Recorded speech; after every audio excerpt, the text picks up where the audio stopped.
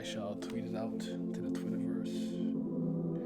Yeah, man. What's this events thing on Discord? You tell me what you doing Like, to me. You tell me Yeah, what you like if you doing want to to do like me. watch party or You tell something like that, me I what do want you to do like in your doing that. to Discord. me. You tell Yeah, me you what could like you set it doing up to with me. in your You Discord, know that my or have love like one of don't your mods come set for it up in free. your And Discord or you something. scared, and I'm scared of me. You know that my love don't come for free. I'm honored as my friend. My love don't come for free. You tell You me. just there. No, I like Kako and Badger are the two people who like know what they're doing. But, like, yeah, I don't know, like, actually cooking stuff and everything. Like, I don't know what I'm What you doing to me? You know that my love don't come for free. And you scared. As soon as you're like, it doesn't work. Like, what do? How troubleshoot? Nah, once I beat that Jay was sad disconnect, I was like, it's a rights thing. I don't know exactly which right, but it's a rights thing. I'm a chill. I'm like, It'll it can't work be a itself role out. thing. I'm like, we were there last time when we did the other streams. I'm thinking to myself, it Yeah. must have been like, I don't know if I disconnected you before. Maybe you were still in there. I don't know, maybe after you do that, you kind of quote unquote kick someone, you gotta like do something. Because I pressed disconnect again. I didn't mean to press it, then you just hop back in and it worked. Like, oh, okay. Yeah, like I could see it, and so once I saw it, I just was like, all right, you know, I'm like, whatever happened, it happened. I'm gonna leave it alone. You know I hate it when you mad at me. My love is deeper than the galaxy. Equivalent exchange of I'm good, man. I'm good. No from the complaints. I'm east just side. tired. The east side better still a freestyle. A freestyle. In darkness. I'm very excited for that. Like, very excited for that. So, but yeah. No, I don't have like a quote unquote crazy star studded past week. Tell me what you doing to me. Honestly, I didn't know we were on break until you told me on maybe Wednesday. I wasn't even sure if I was gonna do this. My love don't come for free. You scared, and I'm scared of me. You know that my love don't come for free. My love don't come for free. Again, I don't even know what kind of video that was. But it's not a theory. It's not like I'm not telling you it should happen. I thought it was cool. Cool idea. That's all I had. Like, cool idea. Throwing it out there in the One Piece. I like Smoker. Smoker, I think, gets a lot of bad rap. He's a good character. He's one of the better characters in One Piece. I actually agree with he cares about his subordinates and all that stuff. And like, you know, I think the initial scene I saw with him and the girl, like, that could be anything. She crashes into the ice cream, and after once you get 2 scoops and she gives him like the 2 coins, I'm like, yeah, look at man, the people. You don't fuck with the higher ups because we doing corrupt shit. And like, yeah, I didn't apprehend it. She don't need to keep it cause she ride on me. Too much hate inside, but it's a part of me. Tell me, can I love when hate's a part of me? I don't know why you did it, but you did it. We're starting off on the wrong foot. It's okay, we're not there yet. We're not there yet. Welcome all. Say hi to YouTube. This is going up tomorrow, so say hi YouTube. But okay. Welcome to ranking the One Piece series part shit. Is this 7? Part Take 2. I lost his whole his own number. Action. Welcome to ranking the One Piece series part 7, the Fishman Island Saga. We'll be going through the return to Sabaody arc and Fishman Island arcs and then giving them a score. I'm here with Big Milio. Say what's up to the people. I know. Already know we got Sanji Vince Smoke, aka Young Straw Hat Pat, in the building. Yes, sir. Let's get it.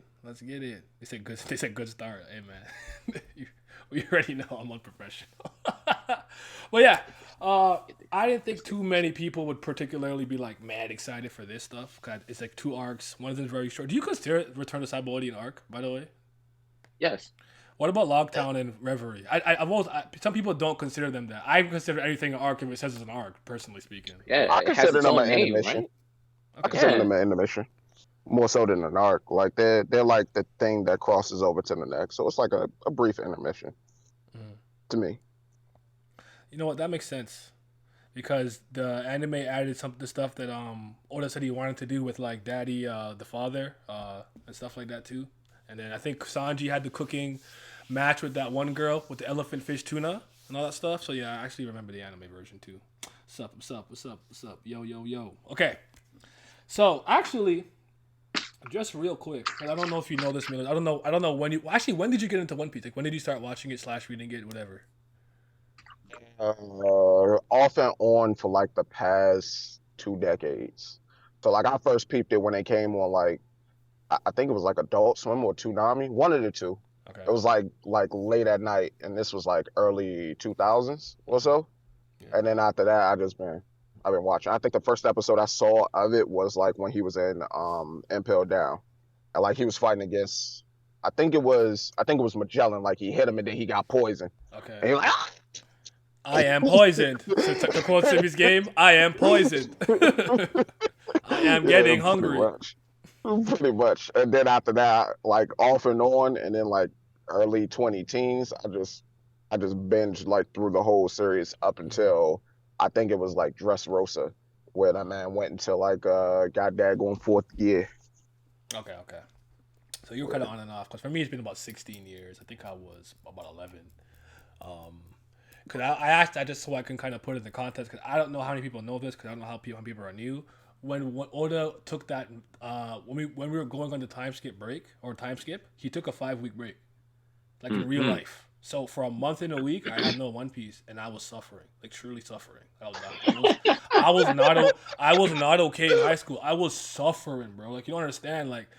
I was like not going. I'll be staying in bed. I was like not going to school. Girlfriend like, what's wrong with you? I'm like, man, I haven't watched One Piece in like 2 weeks. She's like, you're so dramatic. and I'm like, I'll never forget this. I told her a couple of times, but I have to tell it on this stream. I'm in class. I'm in math. The class I hate the most. This is the BBM days. BlackBerry. Get a BBM from my boy Steven. All he said is, it's out. Yo, I ran on top of the desks. I cut out the class, ran to the library. I pulled up the chapter, and I just kept reading it over and over and over and over and over and over until school was done, bro. I did not go to any other classes that day. I just read One Piece in the library. One dude was an addict. Yo, I should have a real nigga tear reading that shit. Yo, we back. In color, you pick up the hat, you put it on his head. I'm like, let's go. And the walk spread. That's basically reminiscent of the very first one. Like, let's go. I had a great time. It was great. So yeah, books upgrades are cool though. Okay, I feel it. But yeah, so I have to tell that story. But anyways, actually, the first thing I want to ask you guys is, who do you think had the best reintroduction? Back in Return to Sabaody, or which reintroduction did you like the most? I like Usopp's. Okay. Primarily the reason why I like Usopp's was because my dude came in with swag.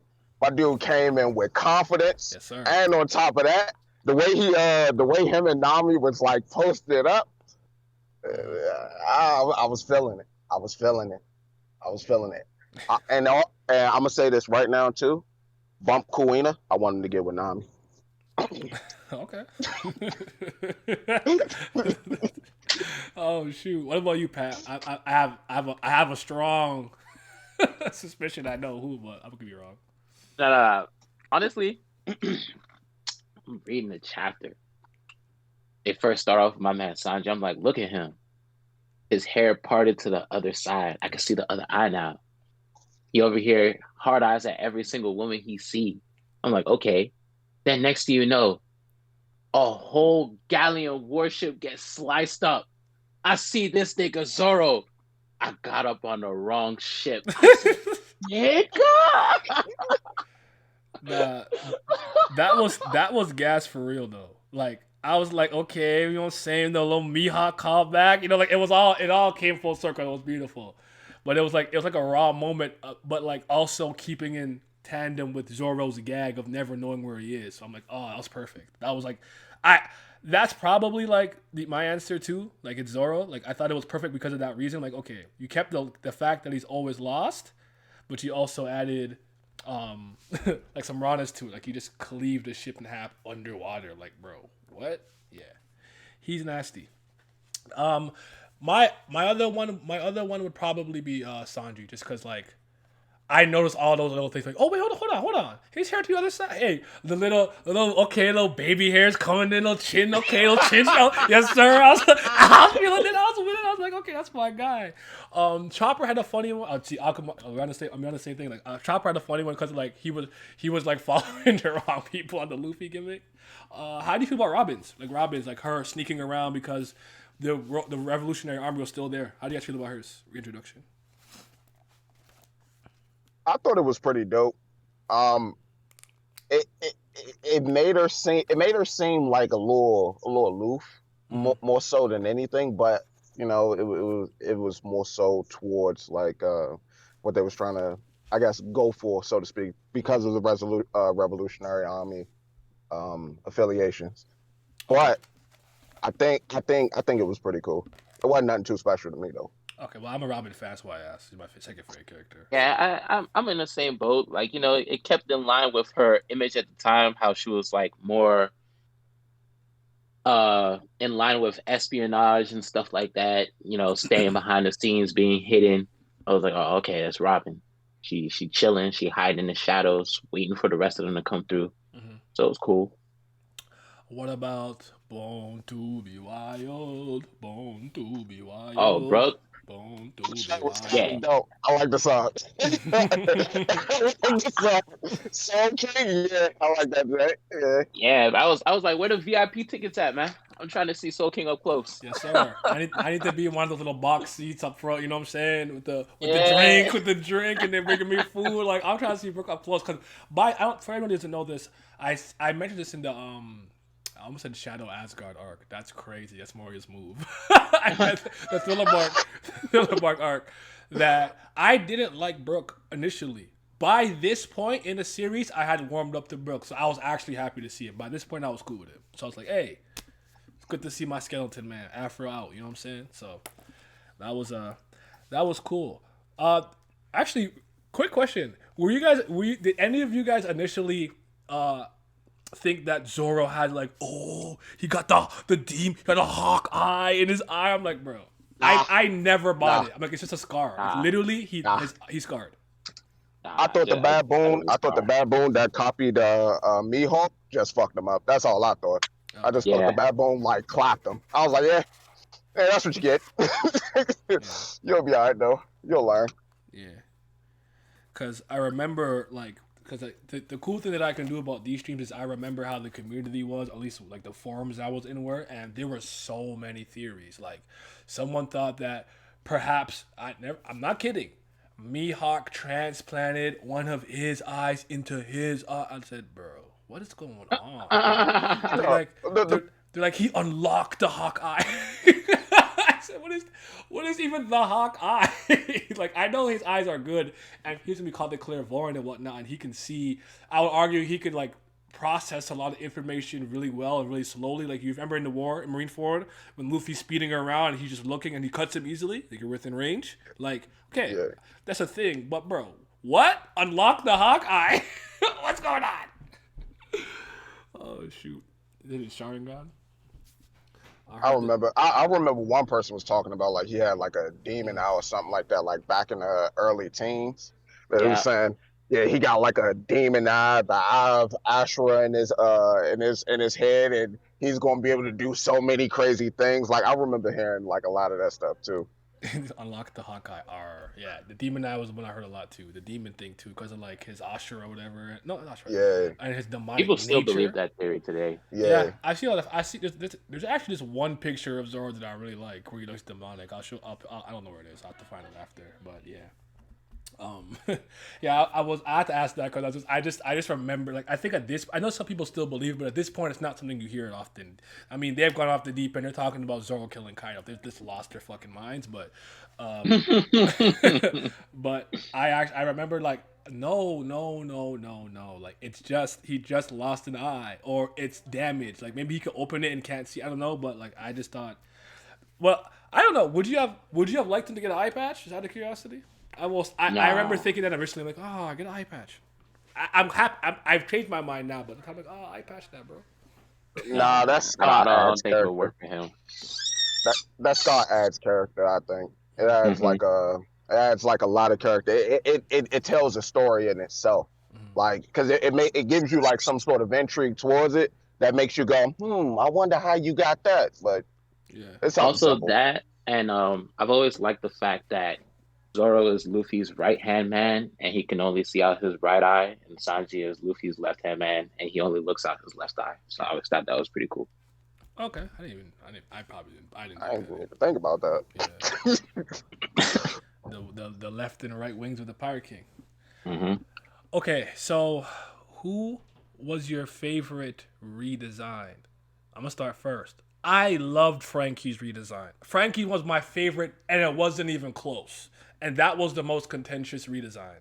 People were not effing with it. I'm like, now he looks like a side. Now he got the mecha look. Now he and they're like, oh, the buzz cut. But I'm like, hey man, you have everything you need. He can still rock the old hairstyle, press his nose. What did he do? Like, bro, I loved it. I honestly was like, I'm like, this is I never liked the fact that he just was like kind of like metallic in the front. Is it the front or the back? The front, I think it was. Yeah, the front.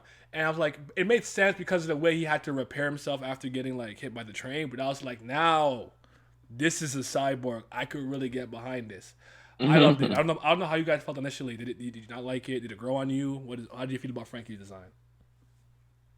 I ain't gonna lie. Ought to be designing like some top heavy characters, yo. The leg day. Yes, and I don't understand it, but it's a thing. But in terms of his design, it had to grow on me over time. Like Okay. when he started to showcase like more of like what he could do, and then like when I really started to think about like the backstory and then all the different types of technologies that could be like inside or integrated within his body, I was like, all right, cool. I get it. It looked nice, but you still ain't got no legs. But I'm crying. He did not have legs. He got a little itty bitty legs with a little metallic piece over it. That's what he's got. Let me see. Never understood the Frankie robot hate, but the sketch Oda did for the Straw Hat that Frankie was cooler. You think so? I would say Chopper, but Kung Fu Point hurts it. Chopper. Well, Chopper is the same until he kind of goes into all his other forms. But seeing him like, oh, became a monster. Well, that's later on. I'm not talking about that yet. But Usopp, the chat saying Usopp for the. They say Usopp for the win. I like Usopp's design. Usopp. Yeah, he looked good. For me, Usopp's design was my favorite. Well, his and Zoro's, Yeah, because I liked how Zoro changed from like being looking like the common bandit to actually looking somewhat samurai-esque. yeah, Like he looked like a more of a Ronin, so to speak, and I dug it. I messed with it. yeah. I mean, actually, you go Pat before I go. Yeah, I was gonna pick Usopp. That man came through. He had the 6 pack, looking a little muscular. I was like, hold on, this nigga lost all that weight. Been hitting the gym. He Yes, sir. just posted up. He let just his hair like grow me. Out. I'm gonna hold you. Usopp is my favorite I was straw hat. like, I oh, respect that a okay. lot. I like Man, Usopp. Usopp is that guy. If you don't like Usopp, you don't like One Piece. Yeah. Like, I know I have tremendous respect for Usopp. So I like it. Yeah, to piggyback off what you said about the Zoro, because I really got that impression of him. Because I know he kind of said something somewhat poetic the first time. I think he did one of those flying slashers or whatever. But when he was talking, I'm like, bro, why are you so poetic now? Mihawk got to you, eh? Look at his drip. Mihawk got him looking like he's not just a random wandering moron.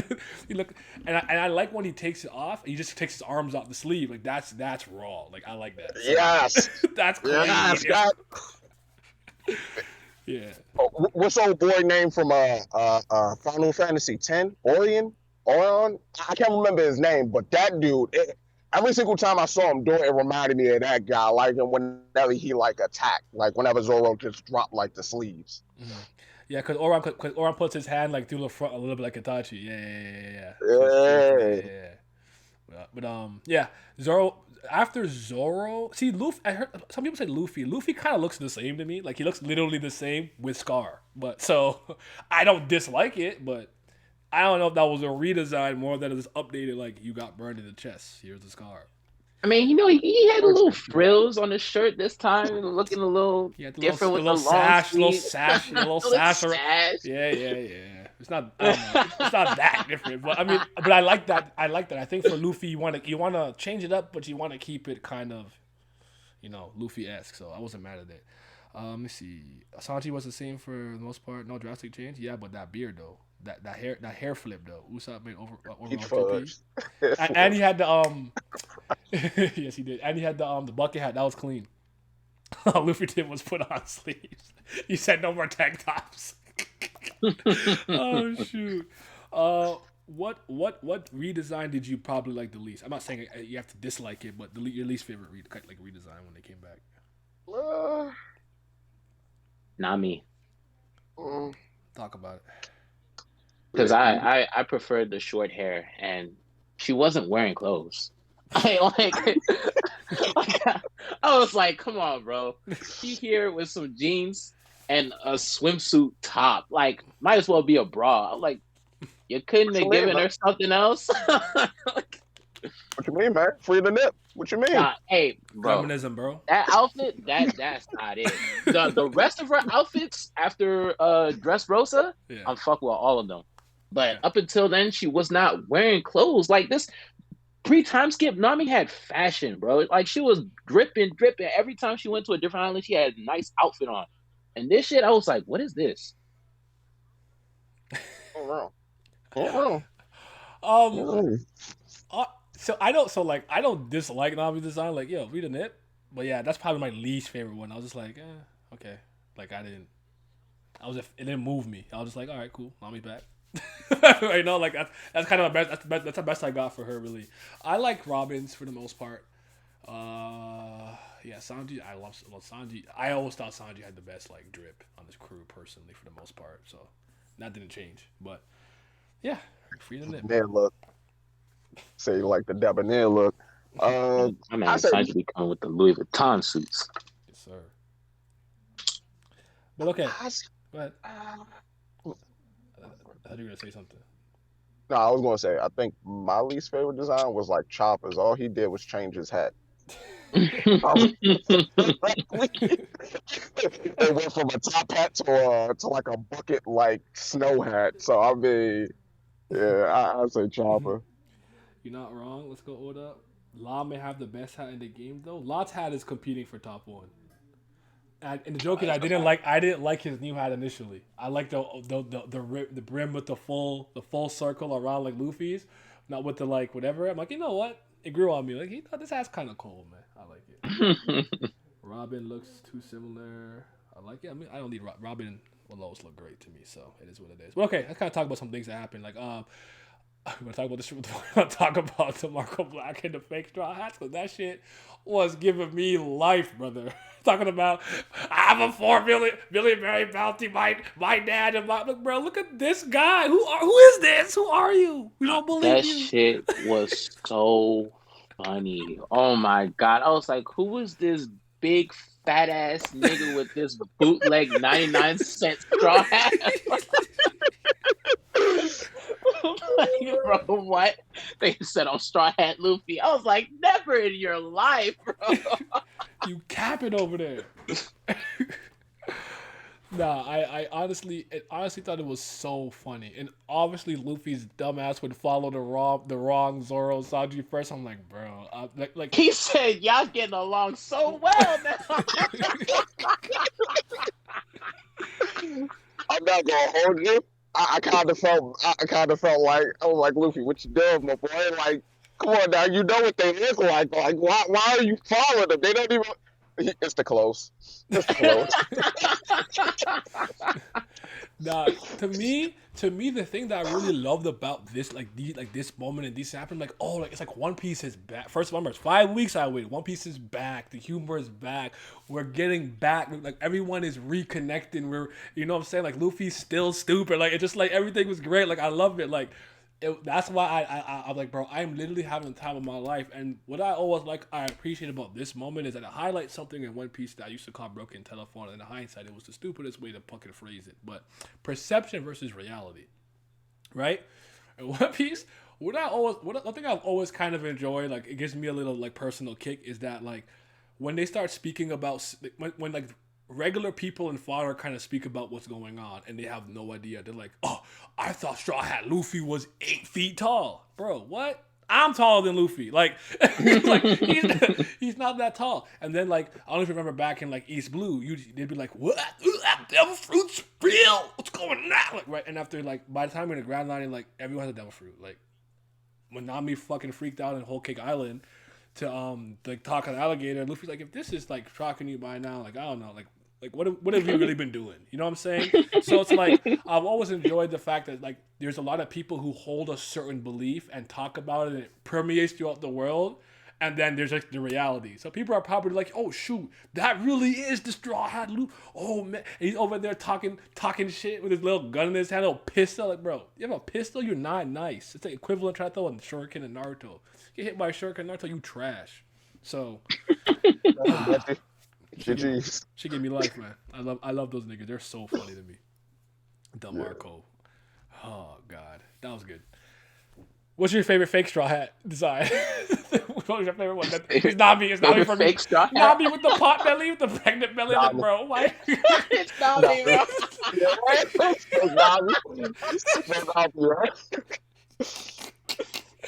I was like, who is this ugly ass gremlin talking about she Nami, bro? Oh, Nami, I'd be offended.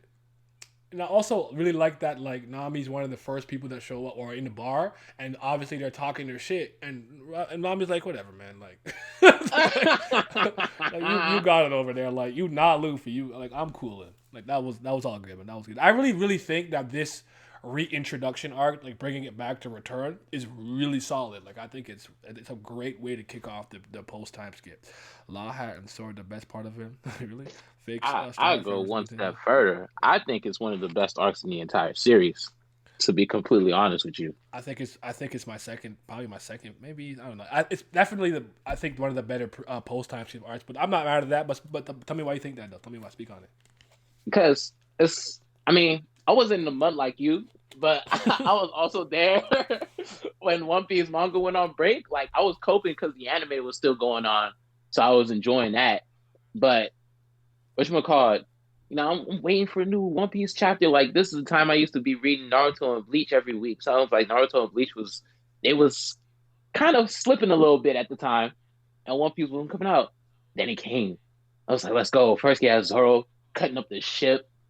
Fucking the next couple chapters, they over here having banter. This nigga Zoro talking about why do I, number 1, have to take orders from number 7? Like, every chapter makes me laugh. I forgot he got there first. He was talking shit. That's true. He came to with Perona. He got there first. I forgot about that. I'm so happy you reminded me. Keep going. Oh my god. Oh shit. Now, even, like, I know we're going to talk about it later on, but, like, when Luffy started flexing, like, when he used his Conqueror's Haki, like, I was like, he can use it at command? Yep. Like, you know, what you would call the pacifistas? Like, man, shit. The nigga saw Rayleigh. Rayleigh went to see him off. He said, I'm going to be king of the pirates. I was like, let's fucking go. I was so hyped. I know. It was just like, it was like coming back, you know? I was like, yo, yeah, we back, man. I'm so, yeah, it was great. Nah, why do I number? I forgot about that joke. Is so elite. Why do I number 7? I don't know what. Oh shit, that was good. That was good. What's your favorite moment of this arc? If that wasn't it. Favorite moment is definitely when Luffy flexed on the pacifista. Okay. Because that shit, man. Let me tell you, that nigga son Tomaru came through. I'm over here like, oh, it's this nigga. He look a little more raw now. Oh shit. And he brought the pacifistas with them. Damn, they don't need this right now. They trying to go to the new world. Nigga start firing the lasers. I mean, Luffy moved his head 3 times. Boop, boop, boop. Too slow. I said, hold on a minute. The anime made that shit so cold too. Yes, it did. Hold on a Really minute. did. Then Zoro and Sanji come through. They're like, Luffy. Then they see the pacifista. Zoro slice it. Sanji kick it. He was like, I cut him. Then Sanji said, no, I broke his neck. I'm like, bro, y'all both took it down. We're just like, we're back. Look at them. They're still rivals. Yes, sir. Like everything would just come in full circle again. You don't have to see it. The Rayleigh moment, I actually like a lot. Like when he's kind of like shed the tear moment. He kind of reminiscing on like him starting his journey up with Roger. I'm like, oh, that touched me, man. I like that moment. That's probably my favorite moment. Other than that, it would actually be him dodging the bullet and using Conqueror's hockey and just keep walking. Like that was so raw. I was like, yes, sir. He's out here. Make it real moves. Oh man, yeah. This is. I don't know if it's not probably maybe third. I don't know. I have to think about where I would place this, but this is a great arc. Honestly, I really think so. I want to speak about Sentomaru a little bit. Did you? Because I remember I only remember one or two of my friends saying this, but they thought that like Sentomaru got immediately kind of shoved to the side as a result of Luffy and them training. Like they don't think that he'll ever be important again. And I was kind of like, I never really had the impression that he was gonna be this great, important moving forward like that. Anyways, but I don't know if you guys had a different opinion on that. I think that he was pretty much a stepping stone to just showcase like progression for Luffy and the Straw Hats, in particular, because when it started out in Sabaody Archipelago, like he was a dominant force that was there along with Kuma coming in, putting them all out of there. But when it then brings us back over to the time skip, I want to say that he was just there to showcase, all right, they're here now. They're good enough to go into the new world. Like they're there. At least to me, that's how I always felt about him. Other than that, like it was just something that was just in the background. Nobody really important, just somebody there to show progression. Yeah, that's how I felt. I never thought that nigga was important. Fuck that nigga. Some people were like, oh, because he's hockey on Luffy. I don't know. So it is what it is. I actually, just out of curiosity, I actually like this is part of the at this point I still really like the One Piece anime. I mean we're back again. I mean Wano's fine. Like we're back again with the anime. I still have a lot of issues with it, but we're back. But I dropped it pretty much around Dressrosa. Never really came back until recently. Actually, that's not true. That's not entirely true. I was watching the Katakuri fight. Okay. I showed up for that. But yeah, I wasn't really watching it anymore. But this one I still really liked it. I actually loved the intro. Each needs sunshine, yo. We go. I love that. Yeah, they just played it a little too long, but it was a good one when I first heard it. That I agree with. And there came a point where I was tired of openings where they were in their initial outfit. I'm like, all right, turn that off, man. We changed our drip, man. We drippy, man. We changed the outfit. Like our closet is full of clothes. All right, we're not doing this no more. So we literally like the last 2 years, I would say when Wano started, that's when we stopped using base time skip designs for promotion. Like every time there was a One Piece advertisement or whatever, they used a base time skip designs. I'm just like, hey, stop. Yeah, I was like, stop. I think I like the anime just as much as I did in the manga, if not more. So I thought it was really good, personally speaking. I don't see that too often. I think the anime did a good job, or at least from where I watched the anime from the beginning all the way up to, I think I finished Whole Cake Island. So all the way up to Whole Cake Island, I thought that it was a good job. I thought Dressrosa was lacking because they kind of like they adapted a chapter a panel every episode. So I couldn't. Whatever they did, they need not to do it again. Yeah. By the way, the revolutionaries grabbing the wrong Robin. Come on, dog. I was like, bro, that's not. What are you guys doing over there? Oh God. I love it when they all re-meet up again, like properly, like Luffy, like Frankie, everyone, and he's like, all right, you know, I've been selfish for the past 2 years, yada yada, blah blah blah, but it's all right. It's time for us to go on our next adventure, and it's like they're all like, okay, let's get it, and then they make that descent, and because I don't know if for people in the chat, because we've known about the Fishman Island for a long time. It was also very exciting to finally go there because it's something we had been speaking about for literally like years upon years in real time, obviously. So it's like we finally going. Ship is coded, but we cannot talk about the ship being coded without speaking about Bartholomew Kuma defending the ship. What did you guys think about that moment? Because while I knew that he used to be revolutionary and stuff, I thought that was like that came as a shock to me. I'm like, oh shit, what? Like I did not see that coming in the slightest. I thought it came full circle. Okay. Because after we found out that that Kuma pretty much popped them all to like a location for them to learn their craft better so that they could become a better crew, or at least better for the new world. I thought that it was kind of like poetic for him to just stay there to actually protect the ship for their eventual return. Okay. Especially because of the affiliations that Kuma has with Dragon, and it kind of seemed like it was like his last thing that he was going to do for Dragon, which was make sure that his son would continue to go forth in his dream, continue to live the free life. Yeah. No, I feel that. That's no. Oh, shit. You said something I was gonna piggyback off, and then my stupid brain forgot already. Oh, bro. But what did I just ask?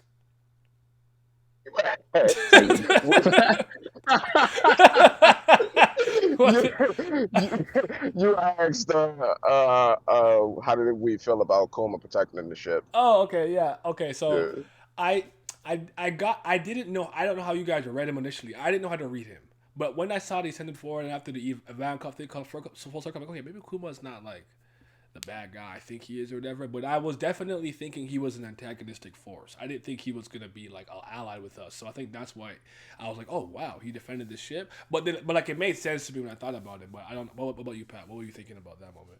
Yeah, because I was thinking like, after he already sent the Straw Hats away on Shapoti, like it was in line with keeping the promise that he made to Zoro after he gave Zoro all of Luffy's pain and stuff like that, and the fact that he knew he was going to be turned into a government weapon, it really hits to know that he made his last request to be that he'll protect the ship until he has to be like used primarily for whatever they need.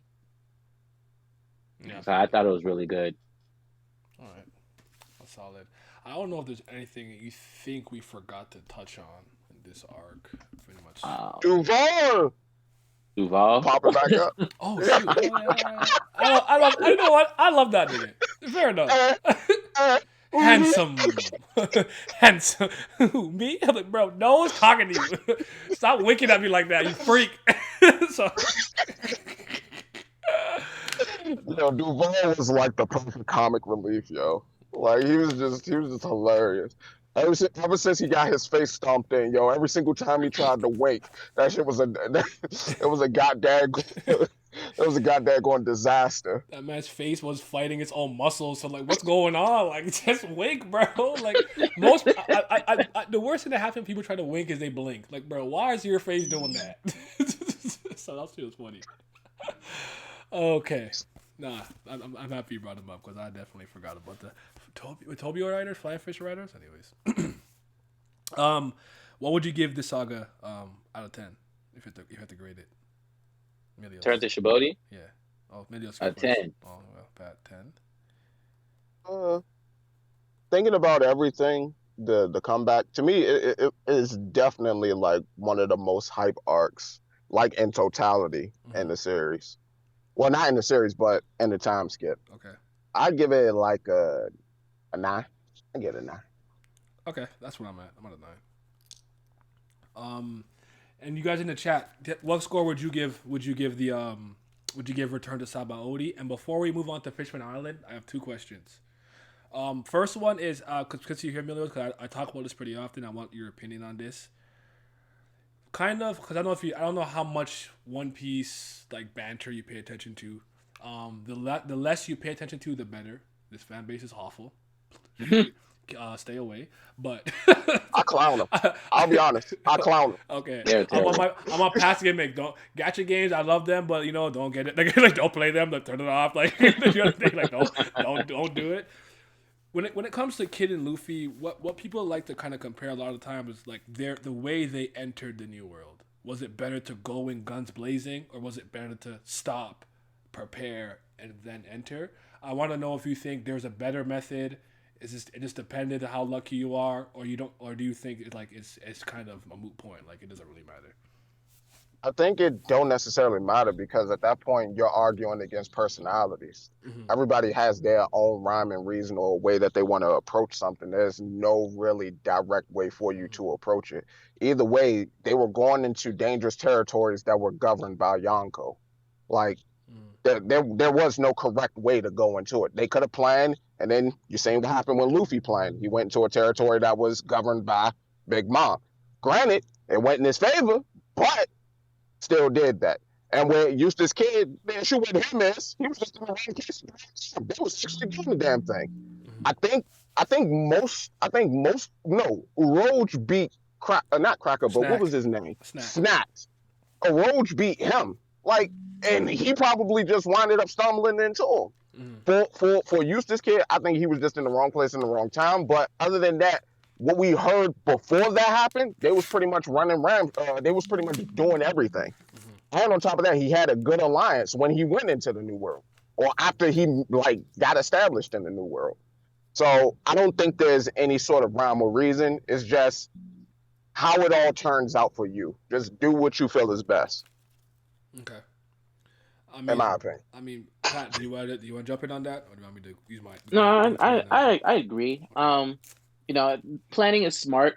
That's probably how I would go about it. But like, if you just dive in and you still kicking, like after a couple of extended period of time where you stand in the new world, you're getting beat, but you get back up. I respect that too. Okay.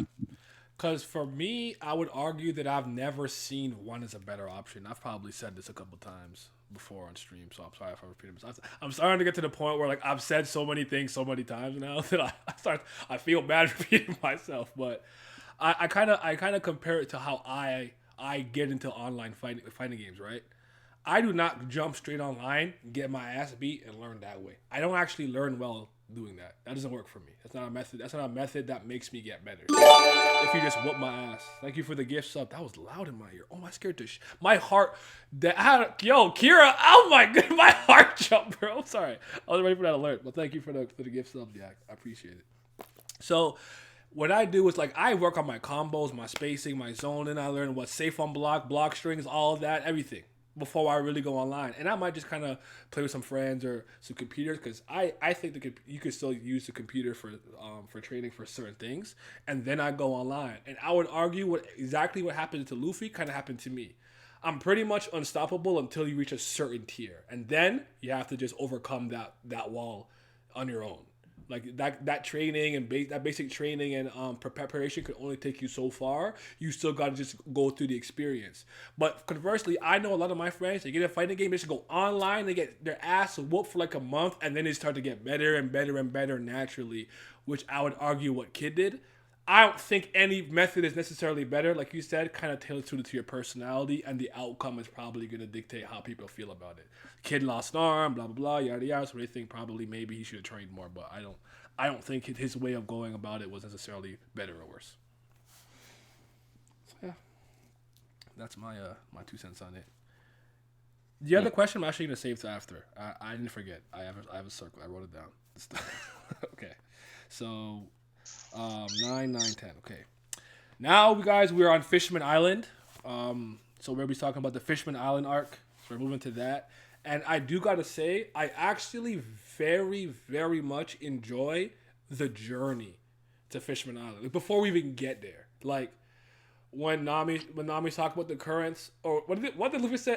Yes, I used to also have one when I was a child. Like, what the fuck are they? Zoro and Luffy have no idea what's going on. talking about some.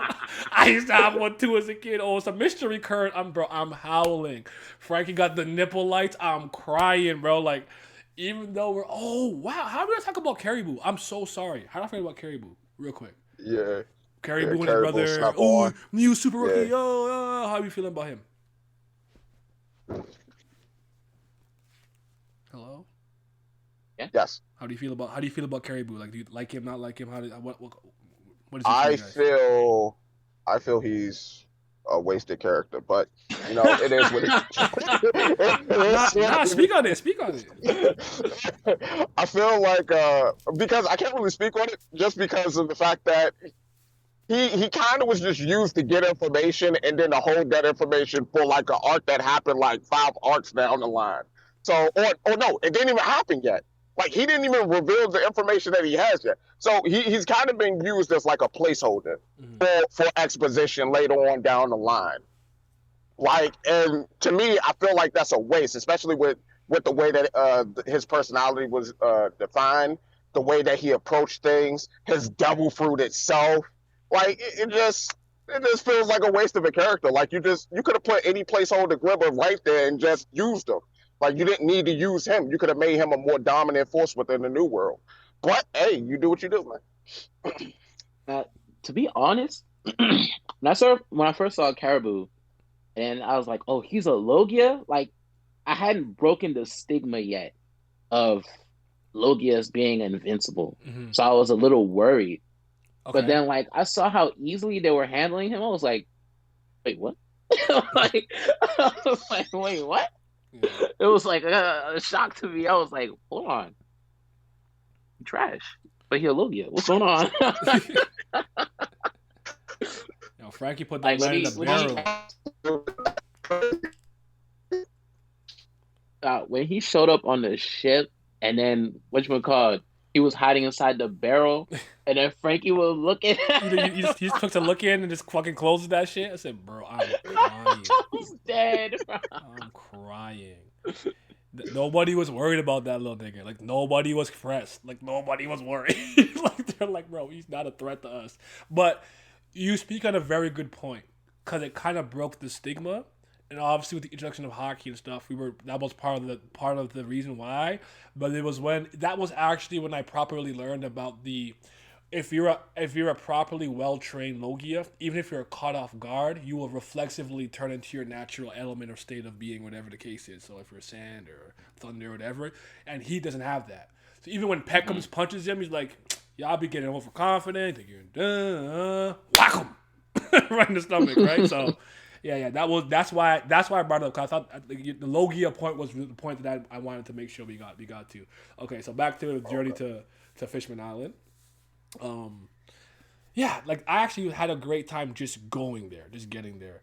I do think Oda's in hindsight uses that like, oh, we got caught up by something and everyone just wakes up somewhere. But the island itself I thought was beautiful. You want to talk about the Kraken stuff first before we get there? The big ass octopus and blue walk and shit. You showing off a little bit of the skills on the water? Yeah, I was getting excited because we're about to see a new island for the first time in like Lord knows how long, and this big ass Kraken show up in front of them, and I'm like, shit, it's about to derail their adventure. But then it was like, nah, you can put on these little suits or something like that. I was like, oh, the monster trio about to start fighting again? I was like, okay. I was like, let's see what they can do. Man, Luffy using Gear 3rd without getting small. I'm like, okay. Sanji used a blue walk. And man, Zoro just casually chopping shit up. Luffy like, hey, don't cut off too many of his legs, bro. I want to use him as a pet. It was cool. I had fun with it. Yeah, it was a blast. Cause I don't know, like I like Goofy. Like we be talking a poke about this not too long ago, but I like Goofy shit. So like I'm literally a clown. So like I like just having a good time and funny. But like, and this is honestly something that I miss. Just like the crew just being together, just doing shit. Just doing stuff, just traveling together, talking, the banter, the back and forth. It's something that I miss. It's not something that I didn't expect to happen at some point, like that becoming less and less. I would argue in my opinion, it kind of happened a little earlier than I expected because as you get progress to the end of the series, chances are you're gonna have to make the main character and certain characters the focal point more often than not. So I kind of understand it, but I think it came a little early. But yeah, I just love like just them being back together. Like this was giving me life week to week. It was great. The setting of Fishman Island was fun. I generally enjoyed the aspect. Yeah, the park cracking. Hey man, it is what it is. Shout out to Ace and the Bullets man. So now we get to Fishman Island. Like, how do you guys like it in terms of aesthetics? I thought it was beautiful. I thought Fishman Island looked really good. I thought the build towards it kind of like undersold it, so to speak, because it was like a lot more beautiful than how it was described. And so to me, it was pretty dope. Now, in terms of like the specifics as to how they got there and like the king and all that, um, I would say I was kind of unimpressed. Mm-hmm. Only because I wasn't expecting them to look like that. Because like my impression of Fishman was like Hachi, Jim Bay. Arlong, Mm-hmm. Jimbei, and like when you got there, you see a bunch of mermen and shit, and I was like, okay, this this is a thing. All right, okay, y'all got it. Y'all got it. But other than that, like in terms of the environment and like how it was detailed and all that, it was pretty dope to me. I think Pat Pug and Kami prepared me to see all types of different fishmen. So and Hachi also being an octopus one too. So I think I was that wasn't jarring for me personally, but I actually like. I know for some people this is still a point of contention in One Piece. Like they sometimes are not a fan of like the over the top, zany, wacky, goofy looking characters. I love it. I love that shit. With the exception of what's his name, Weevil. That nigga ugly. He is ugly as hell, bro. Get him off my screen. And he's stupid as shit. He got no brain cells in there. Oh God, I don't like him. I hope he not. I hope he gonna go crazy. I know this. Oda's gonna do this to me on purpose. He gonna go crazy and be Odie straight up. Just because I don't want to see him. He's so ugly. Every time I look at him, I'm like nasty. But yeah, I thought the setting was really beautiful. So, Pat, we'll let you start off. What do you want to start off and talk about first in Fishman Island? Fishman Island. I mean, I guess we could just go ahead and jump right into it. Which one called the backstory with Queen Otahime and Fisher Tiger, Mm-hmm. and detailing like the story past of discrimination that fishermen have gone through in their history, and like the two sides of the spectrum where Fisher Tiger, that's like Malcolm X type, like fuck all them niggas, we gotta band together, gotta do all this shit. Mm-hmm. And then Queen Otohime taking like the MLK approach, like, we're all one species under the sun. Yeah. That like this honestly, it's the best part about the entire arc to me. I agree with that. I don't know what you mean. Do you think the backstory flashback was the best part of Fishman Island or something else?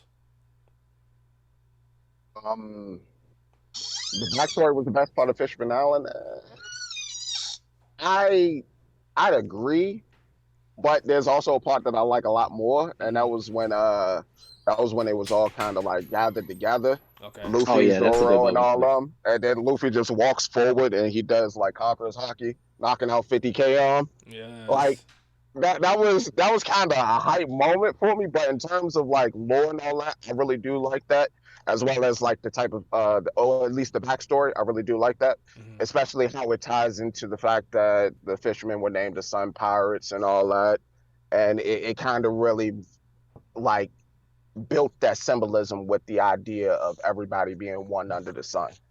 Okay. So, when I want to talk about the flashback personally, I'll speak personally first, and I'll get to the theme of discrimination. I want to know if you guys think, if you think Oda does a good job showing like discrimination and handling that theme well throughout the story. And obviously, it's very prevalent in this arc. But I am a huge fan of Queen Orihime and Shida Hoshi because of this arc and flashback. I think Queen Orihime is really dope. I kind of respect like the way she tried to go about it and stuff. And I like that she internalized that, and that's why I was very excited for her to go to Reverie. Obviously, it didn't turn out the way that I personally wanted. I was a little let down by that, but it is what it is. This, in my opinion, is actually one of the better flashbacks, backstories of One Piece. My personal favorite one will always be Norland the Liar with Calgara, that Fishman Island one. I love that. It just moves me. Every time I see it, I get emotional. I love that. I love that backstory. This is up there for me. I don't know if it's like my second or third favorite, but I'd probably have it in my top 5. I really think it does a good job also portraying Arlong's lasting impact, because people try to act like East Blue don't fucking matter sometimes. I don't know if you've seen that, Pat. Like, oh, just start whatever. Try to act like that. And I appreciate that Arlong's literal racism got passed on to a next generation of fishmen, pirates, and whatnot. And we got to actually see him being defeated, getting stepped on by a human. Like, that meant a lot to me, because he always talk about human, and you'd think his whole life he was dominating these people. I saw that nigga have his foot on your chest, bitch. That's why you be posturizing so hard when you in East Blue, the weakest seat. That shit came full circle to me in a way that was so goddamn beautiful. So I love that flashback. East Blue GOAT? Yes, sir. East Blue is GOAT. Yes, I agree. But yeah, how do you guys think that Oda actually tackles that theme though, like discrimination and racism? Do you think he did a good job, bad job, somewhere in the middle? What do you think? I go somewhere in the middle. I mean, it's always gonna feel like that for me because I'm black. Like I have to live this shit. So seeing He said we not black. fictional- That's crazy. He said I'm black. Not we black. I'm black. He got it. Nah, but hey, I'm just saying, like, we as niggas, we have to go through this shit every day. So when it gets tackled in fiction, there's like a lengthy list of check marks that they have to go through, and more times than not, they're not going to be able to cover all the bases, especially like if they're not a person that has experienced these kinds of things firsthand. Like it's not Oda's fault that he didn't hit all the marks that I wanted him to, but I think he did a decent enough job, like detailing like there is a healthy amount of dislike. Unhealthy. I meant to say unhealthy, not healthy. Unhealthy amount of dislike between fishmen and humans, and like there's a fear factor in there, and what you call a wealth of unequal opportunities for both of their species. Like back in the day when Arlong was running around with Fisher Tiger, like when Hody and them was kids, they would come up to the sea and the land, look at the Shabodi Park and stuff like that, and they wanted to go and they wasn't able to because they would get captured and sold as slaves and stuff like that. So stuff like that is good, but it just wasn't enough for me, I guess. I can understand that. Go ahead, minutes. No, you go ahead. All right, I'm not gonna try to be long. I'm just gonna try to get like to the points that I think. To make it the short answer, I think he did a great job. The reason why I think he did a great job was because racism isn't just a one-sided like type of deal. It's two-sided, and there's actions and then there's responses to those actions that create these chain effects and ripples.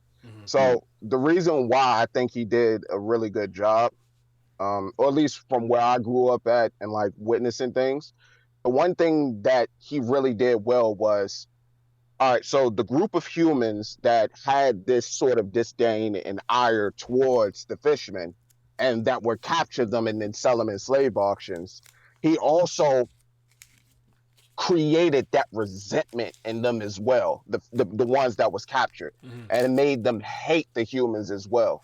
So it was kind of like a chain or a cycle, if you will, of hatred that was just being bred and born. Now, how it was handled later on, where there was basically like a person who tried to talk them down and bring them together with Orihime, and how she kind of felt like the MLK of the movement. There was also, in my opinion, the Malcolm X of the movement, which was Fisher Tiger. Fisher Tiger was saving people. He was Okay. getting people out the way. And on top of that, they took the symbol that was used to brand them as slaves, and they took it and made it their own. Like for us, the word nigger, or Yeah. as it originally was, it was used to denigrate us and put us down. But we took it, we made it something light and jovial, and made it so that it's an act of like, not necessarily honor, but like you my nigga, like you my dog, you my homie. Mm-hmm.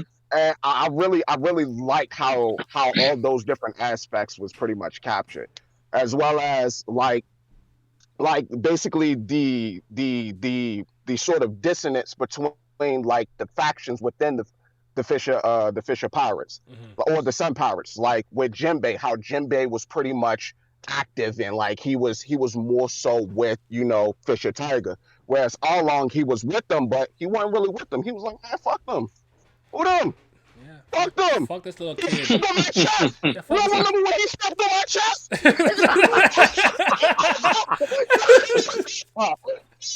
Them guys. Yo, I ain't gonna rest until every single one of them is in the dirt. And like there are actually people like that to this day that behave the same way that All Along behaved. As well as there are people like that who like to follow the movement, like how Malcolm X was. He followed, the Nation of Islam, all that. What I want to say is, to put it short, not to get too deep with it. I think it was done really well, and like when you look at it with like a kind of a critical eye, you can see the layers and how it peels and unfolds. And I thought it was pretty dope. I like that. I did not. I honestly did not think about it that intensely. That was good. I like that. Well said. Good answer. Nah, for real. I was like, he's right. I never even thought of like. I'm kind of with Pat. Like I get what he's saying too. Like where it's like sometimes it just comes across me like I live this every day. Like this not moving me like that sometimes. But no, that was good. Well said. Because even with Fisher Tiger saying, "Don't put that filthy human blood in me," I think that's a really powerful moment. Like you're seeing him, he's doing his thing, he's freeing his slaves, and what you said about the N word reminds me of the video with Lean Cuisine, whatever his name is. I think it's him, where he's like, "You feel that? Yeah, take it back." He's like, "What you just call me?" He's like, "You think I know what I'm doing?" If we stop saying the word, it can't hurt us no more. That's the stupidest shit I ever heard, nigga. And he's like, oh, wait a minute. He's like, yeah, you feel that? That's what he reminded me of. But that's good. I've seen all year. That was good. Now, I think Oda does probably, I would say good job. I'm not going to go as far as him. Great. I think good job. I think it's a job done. I think it's solidly presented. It was really good. But, yeah, I kind of feel what Pat was saying. It was like, at the end of the day, I'm black. I live this. We're black. We live this all the time. So, but it was good. Like, I really like my favorite part about it is like, Fisher Tiger comes across as just like, I'm just doing what's right, blah, blah, blah, yada, yada. But the moment it was time to put human blood in him, he's like, don't you dare. I don't care if I'd rather die. I said, holy shit. That's crazy. Malcolm X, man, what you mean? I feel that. Okay, I'll go next, and then maybe else you could pick a topic you want to jump into. I want to jump into to Horty and Van Decker. Oh man, I think they're awful. Ender Decken is one of the most terrible characters in this entire series. Like, I want everyone to understand here that I understand what the point of Hody Jones was. That's not lost on me. But was that interesting? Was that engaging? Did that move you? You know what I'm saying? Like him and Van Decker, I just can't with them. I don't know what it is with me, but I'll get into it in a second. But what about you, man? What do you think about them as antagonists and whatnot? Oh, Horty Jones to me seemed like the new age neo-Nazi. I ain't gonna hold you. Like my man's was just hating the hate. He said, "Hey, yo, we're better. We're the superior breed. It don't matter. Like human, what's human? Like to me, I didn't really care too much for Horty. I felt as though Horty was he was kind of in the way of what could have been a better arc, so to speak.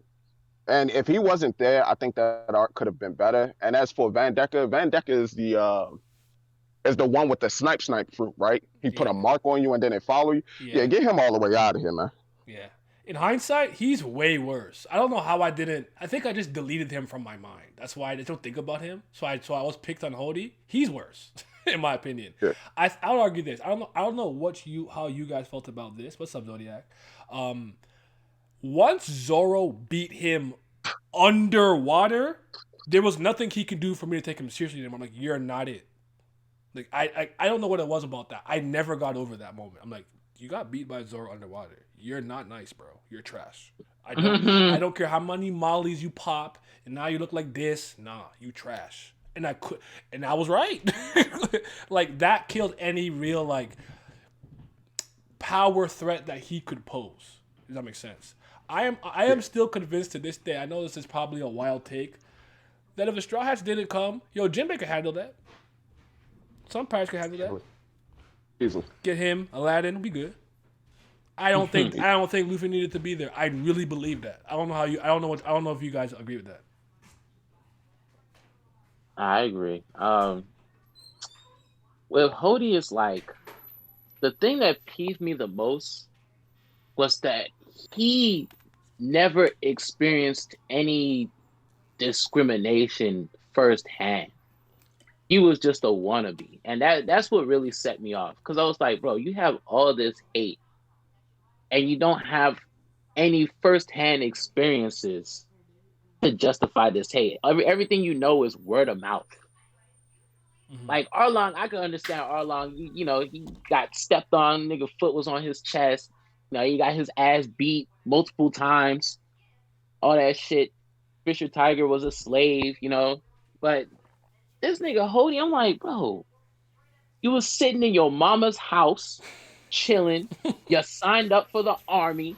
You got a first-class ride to do whatever the fuck you wanted in Fishman Island. Then next you know you an outlaw. Like, get that shit out of here, bro. Now this nigga Vanderdecken, oh brother, I understand that when he saw Shirahoshi, he was more attracted to the power that she holds, more so than just her appearance. I get that. I truly understand that.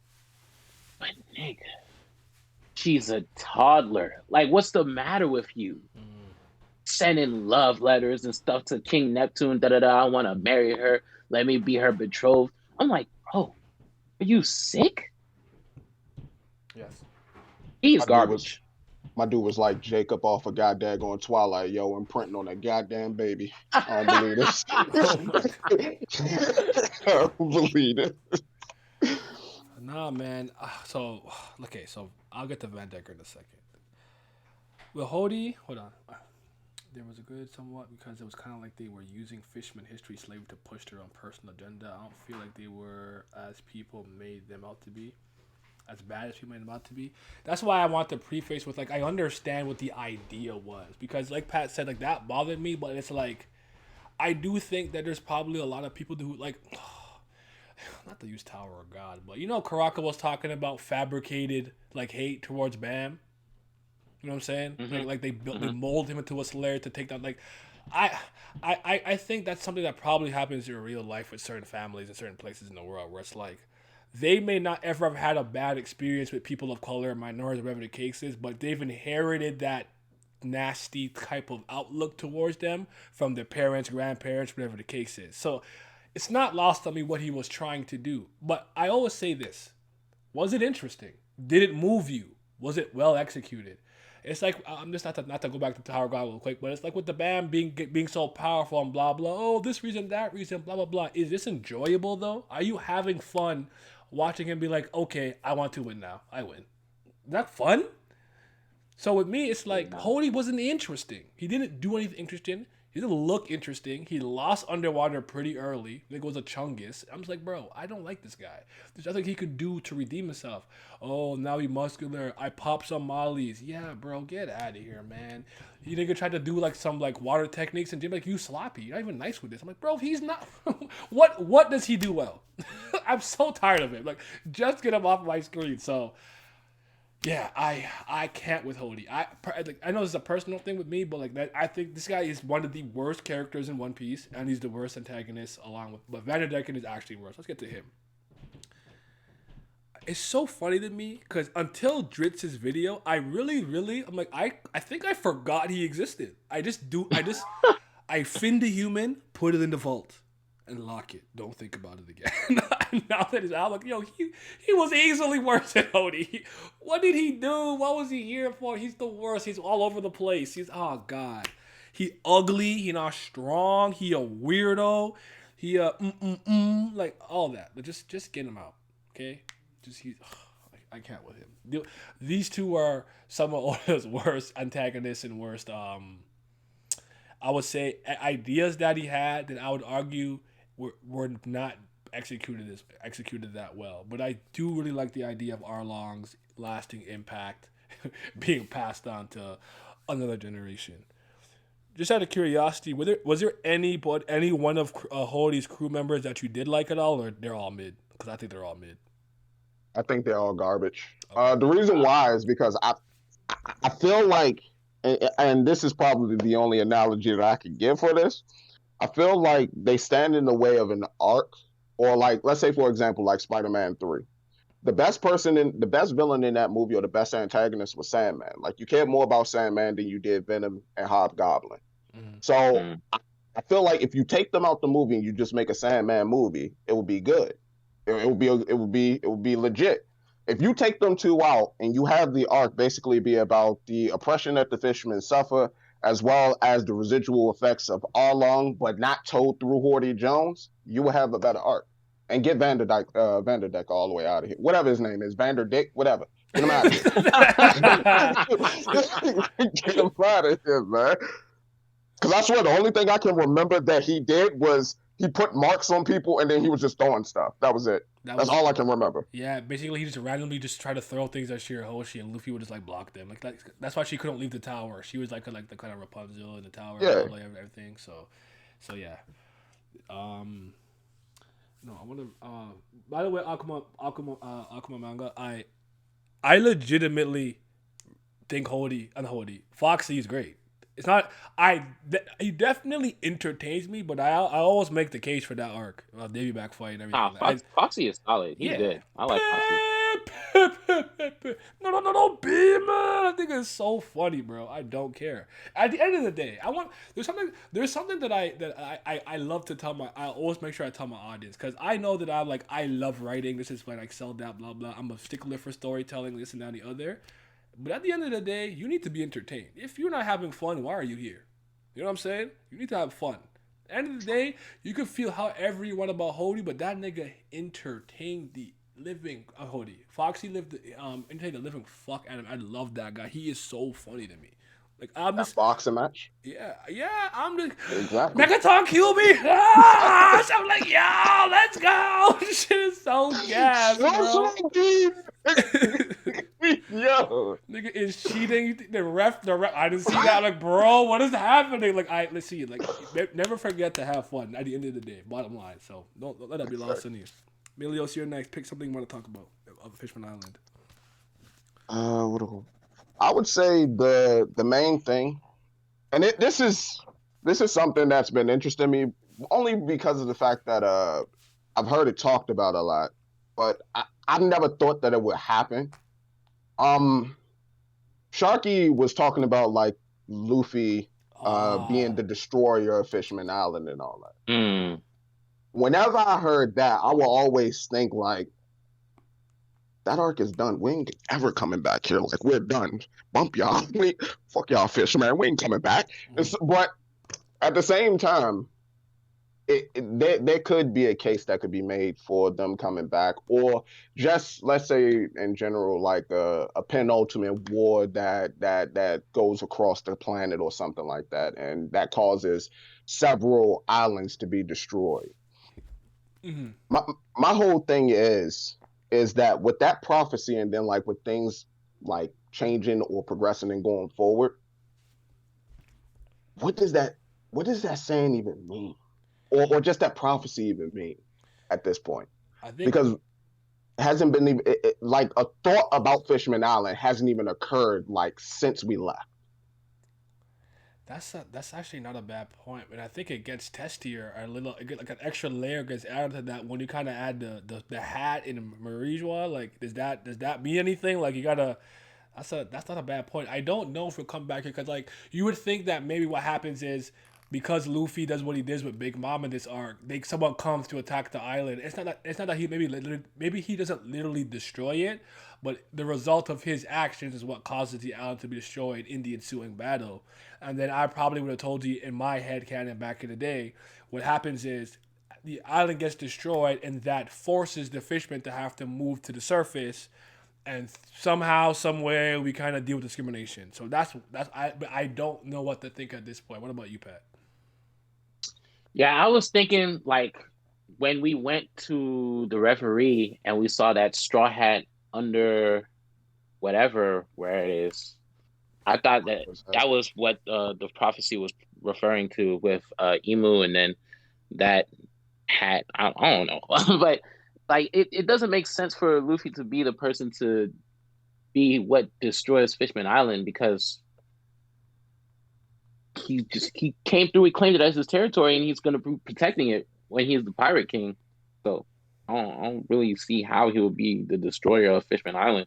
Do you think the point was to show that that was the one time she would get a prophecy wrong? Do you think that might have been the point? I don't know. That's what I'm starting to think now. Only because of the fact that Noah's been destroyed and Noah what was used to help get the fishermen to that island, if I remember correctly. And and it just seems like there's a lot of things that's revolving like around just the world in general that I don't think that point that she tried to make will ever come up. But that's just been something that's been on my head for like a while, like since I watched that art. Like, how did you destroy that? Like, that's just it. Yeah. Nah, tell me how you race that at base 10 stronger than humans, but only produce one strong person in your Listen, I know, I know, I was joking when I called you a CD, but I'm with you, man. I don't really like that many fishermen. Like, I like more than just Jinbei, but I'm not a fan of many. Like, I'm not gonna lie to you. He hard carrying. I want to like if I was in this world though, like I'd be cool with that. Ain't no problem with that. You know what I'm saying? Not Jack. Jack gotta go. He the worst. He's the worst of his kind. Van Decker and only better than Jack. They better. They tear him up. They tear him up. Oh no, honestly, I'm gonna think of that. That might be a good like discussion to get going. I'm gonna think about that because I really did forget about that, but there's probably a part of me that let it go, and maybe this is Madam Shirley first time her prophecies to come true. Whoa, so probably what I was thinking, but yeah, he's a hybrid. Oh yeah, I guess he's a hybrid. That's true. Okay, so I want to talk about this next before I get into some other things. I'm sorry, Pat, we gotta do this, man. You know exactly where I'm going. Why would I do that with Sanji, man? Now, now, I'll just set it off, and I'm gonna tag you in. Listen. Oh God. Aladdin, yeah, I like Aladdin. Dillinger's a hybrid. Oh yes, he's from Things Crew, Dolphy, right? I mean, shit. Mm-hmm. Anyways, the Sanji nosebleed thing was kind of a problem for me. A big problem for me back when I was reading it, and it's something I didn't like to this day. I understand that he hadn't seen like I guess a true proper woman in like 2 years, so that was part of the gag was that the horny reaction was exacerbated as a result of him not being able to see one for so long. And I thought with Chopper putting the blood bags into him, that was just Oda adding an extra layer of comedy to the joke. Like, I gotta put blood back in him. That's how much he lost. He turned to stone, blah, blah, blah.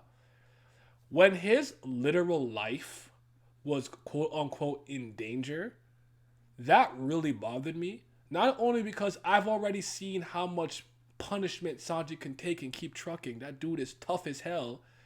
He's not going down from no nosebleed. I've seen Zoro lose gallons of blood, get back up type beat. So that bothered me. But it's because he really tried to use that moment to crystallized something very important, that the blood transfusion between the two things is not something that happens very often because of X, Y, and Z. And I'm like, why was this the method you tried to do that with? And that's really what bothered me. Go ahead, Pat. Nah, bro. Cause when he saw Boa at the when they were about to depart underwater, he turned to stone. Mm-hmm. And I was like, okay, that's acceptable because Boa's ability is turning people into stone, and somebody like Sanji, of course, if they just look at Boa, they'd turn to stone. That was fine. That made me laugh. Yeah. But he gets to Fishman Island, and like there are times when you can take a gag too far because the amount of blood that left this man's body was like they went to Splash Mountain at like a Disney water resort or something. Mm-hmm. And I'm like, bro, what the fuck is going on? And it's like you said, like they were asking if anybody has some blood to donate, and people was being quiet. I was like, wait, what's going on? Why did it get all serious all of a sudden? Mm-hmm. And then like, you know, you're in the hospital, and then they were like, oh, we finally found somebody with his blood type, even though it was kind of rare. And they were like, oh, over here, like we don't really mix blood between races like that. And I was like, so you made Sanji lose all this blood just to tell me this? Mm-hmm. You couldn't have him like fight. I mean, I probably wouldn't have liked it either if like he fought and it was bleeding a lot, and then like they were like, oh my god, like you know, he got bit so deep that he needs some blood. I wouldn't have liked that either because I was like, bro, Sanji's strong. But this is much, much worse than that. Like he's with some woman and he can't control himself, and he has a nosebleed that skyrockets into the air like 30 feet, Mm-hmm. and he's about to die. Nah, that like this is the one time where I'm like, okay, I understand when people are having a problem with Sanji's gag with women and stuff like that, because this was not it. That was too much. Yeah. Anything you want to add to that, Milios? All I'm gonna say is, Sanji was. The way I'm gonna put it is, I don't mean to offend any Sanji fan, but it was coming. Like, I mean, come on now, my dude was on an island with drag queens, and on top of that, like we seen what was happening, like at the return to Sabaody Archipelago. Mm-hmm. Like, all I'm gonna say is it was coming. Now, how it was done, it was distasteful, but at the same time, mm-hmm. you know, yeah, that's all I'll say. Yeah, Miles. That's the Miles. That's the kind of the joke. Yeah, like the blood rushes to the head instead of the other head, so to speak. I don't know who the first person to ever do that in a manga was. I can write that down actually. That'd be interesting. Like the nosebleed, the history of nosebleeds in anime and manga. Yeah, that's the point of the joke. Like instead Yeah. of having an erection, they'll Yeah. have a nosebleed. Because the blood is rushing to the head, but not the other head. Yeah. I always understood that much about it, but I don't know. I actually don't know when I don't even know which anime I first. Maybe Dragon Ball or Roshi. I don't even know. I don't know. That was the first place I seen it was Probably. Dragon Ball with Master Roshi and It might Bulma. have been because Dragon Ball is an '80s anime, so Yeah. I don't think it's the first to do it, probably, but I'm just saying that's the first I've seen. I'm pretty sure it was in Dragon Ball. That's what I'm saying. Yeah. But Yeah. but yeah, yeah, that nosebleed thing. It just wasn't it though. So, but well, there's something else. Something else you wanted to touch on personally, Pat? and Fishman Island. Yeah. Um, Or else I'm gonna go into the royal family. I like them. the royal family. Yeah, I like them a lot. I like all the brothers. Well, okay, I Fukuboshi, Yeah. Nanboshi, and what's the last one? I don't know. I don't remember their name. I'll lie to you. I like the blue-haired prince. Yeah, it's Fukuboshi. Yeah, he's the one I like. I like him. He's solid.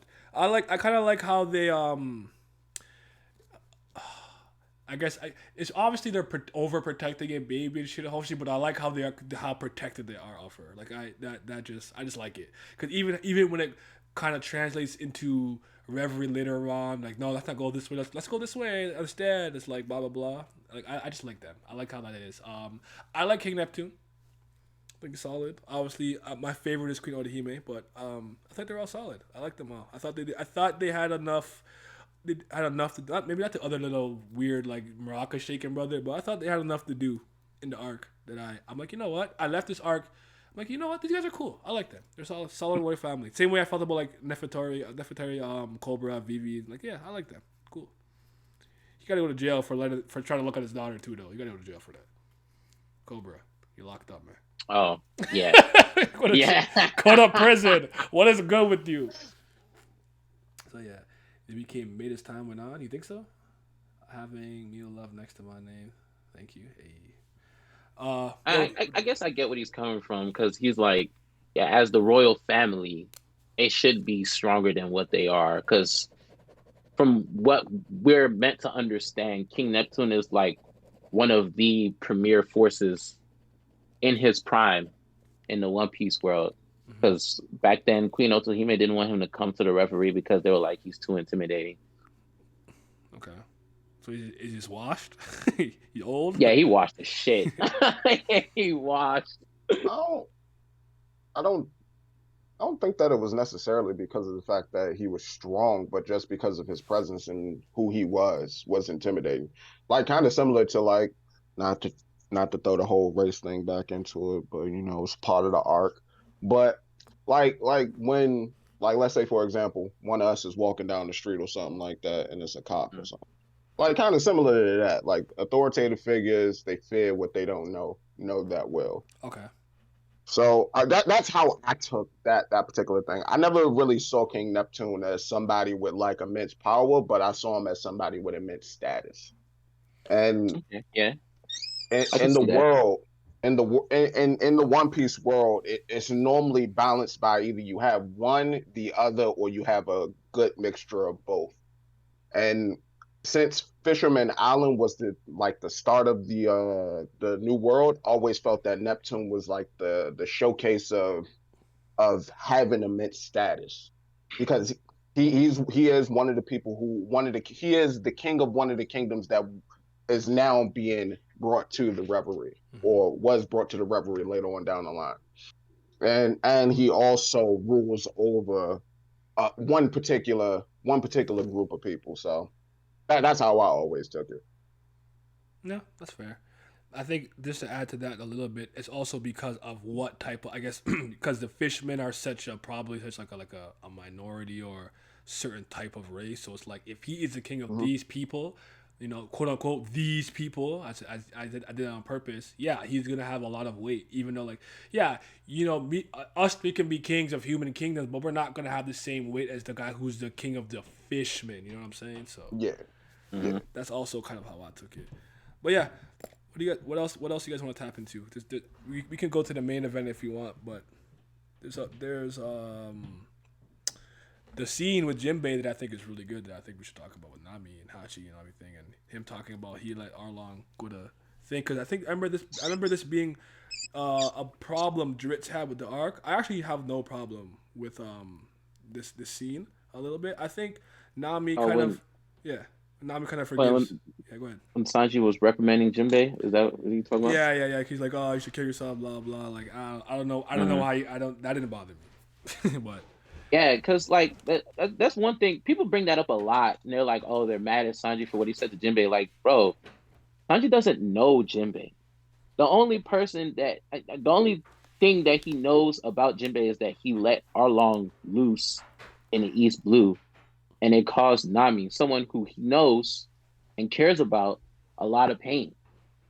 So it's not like this was Luffy saying this shit to Jinbei, like, oh, you did this, or you got to pay for it. Like, you know what I mean? Like, if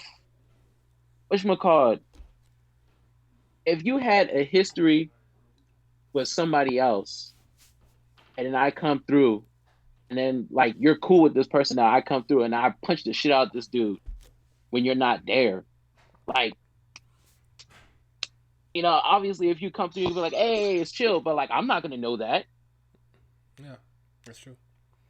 And it's not like he kept going. As soon as she kind of forgave him, he let it go. If I remember, he didn't go like, actually no. He's like, okay, if she's cool with it, I'm cool with it. I'm not gonna be mad on her behalf like that. So, Nah, you know, Sanji was giving him the side eye. He was like, "You step out of line again, I'm sorry."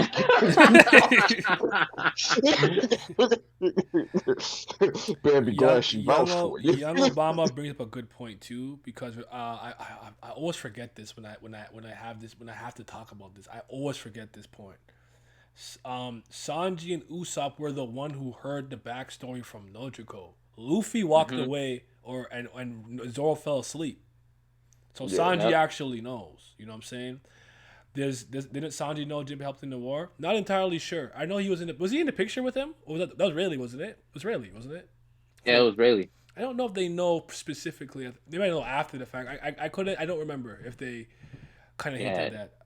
But yeah, Nami said it's cool, and he stood down. It's fine.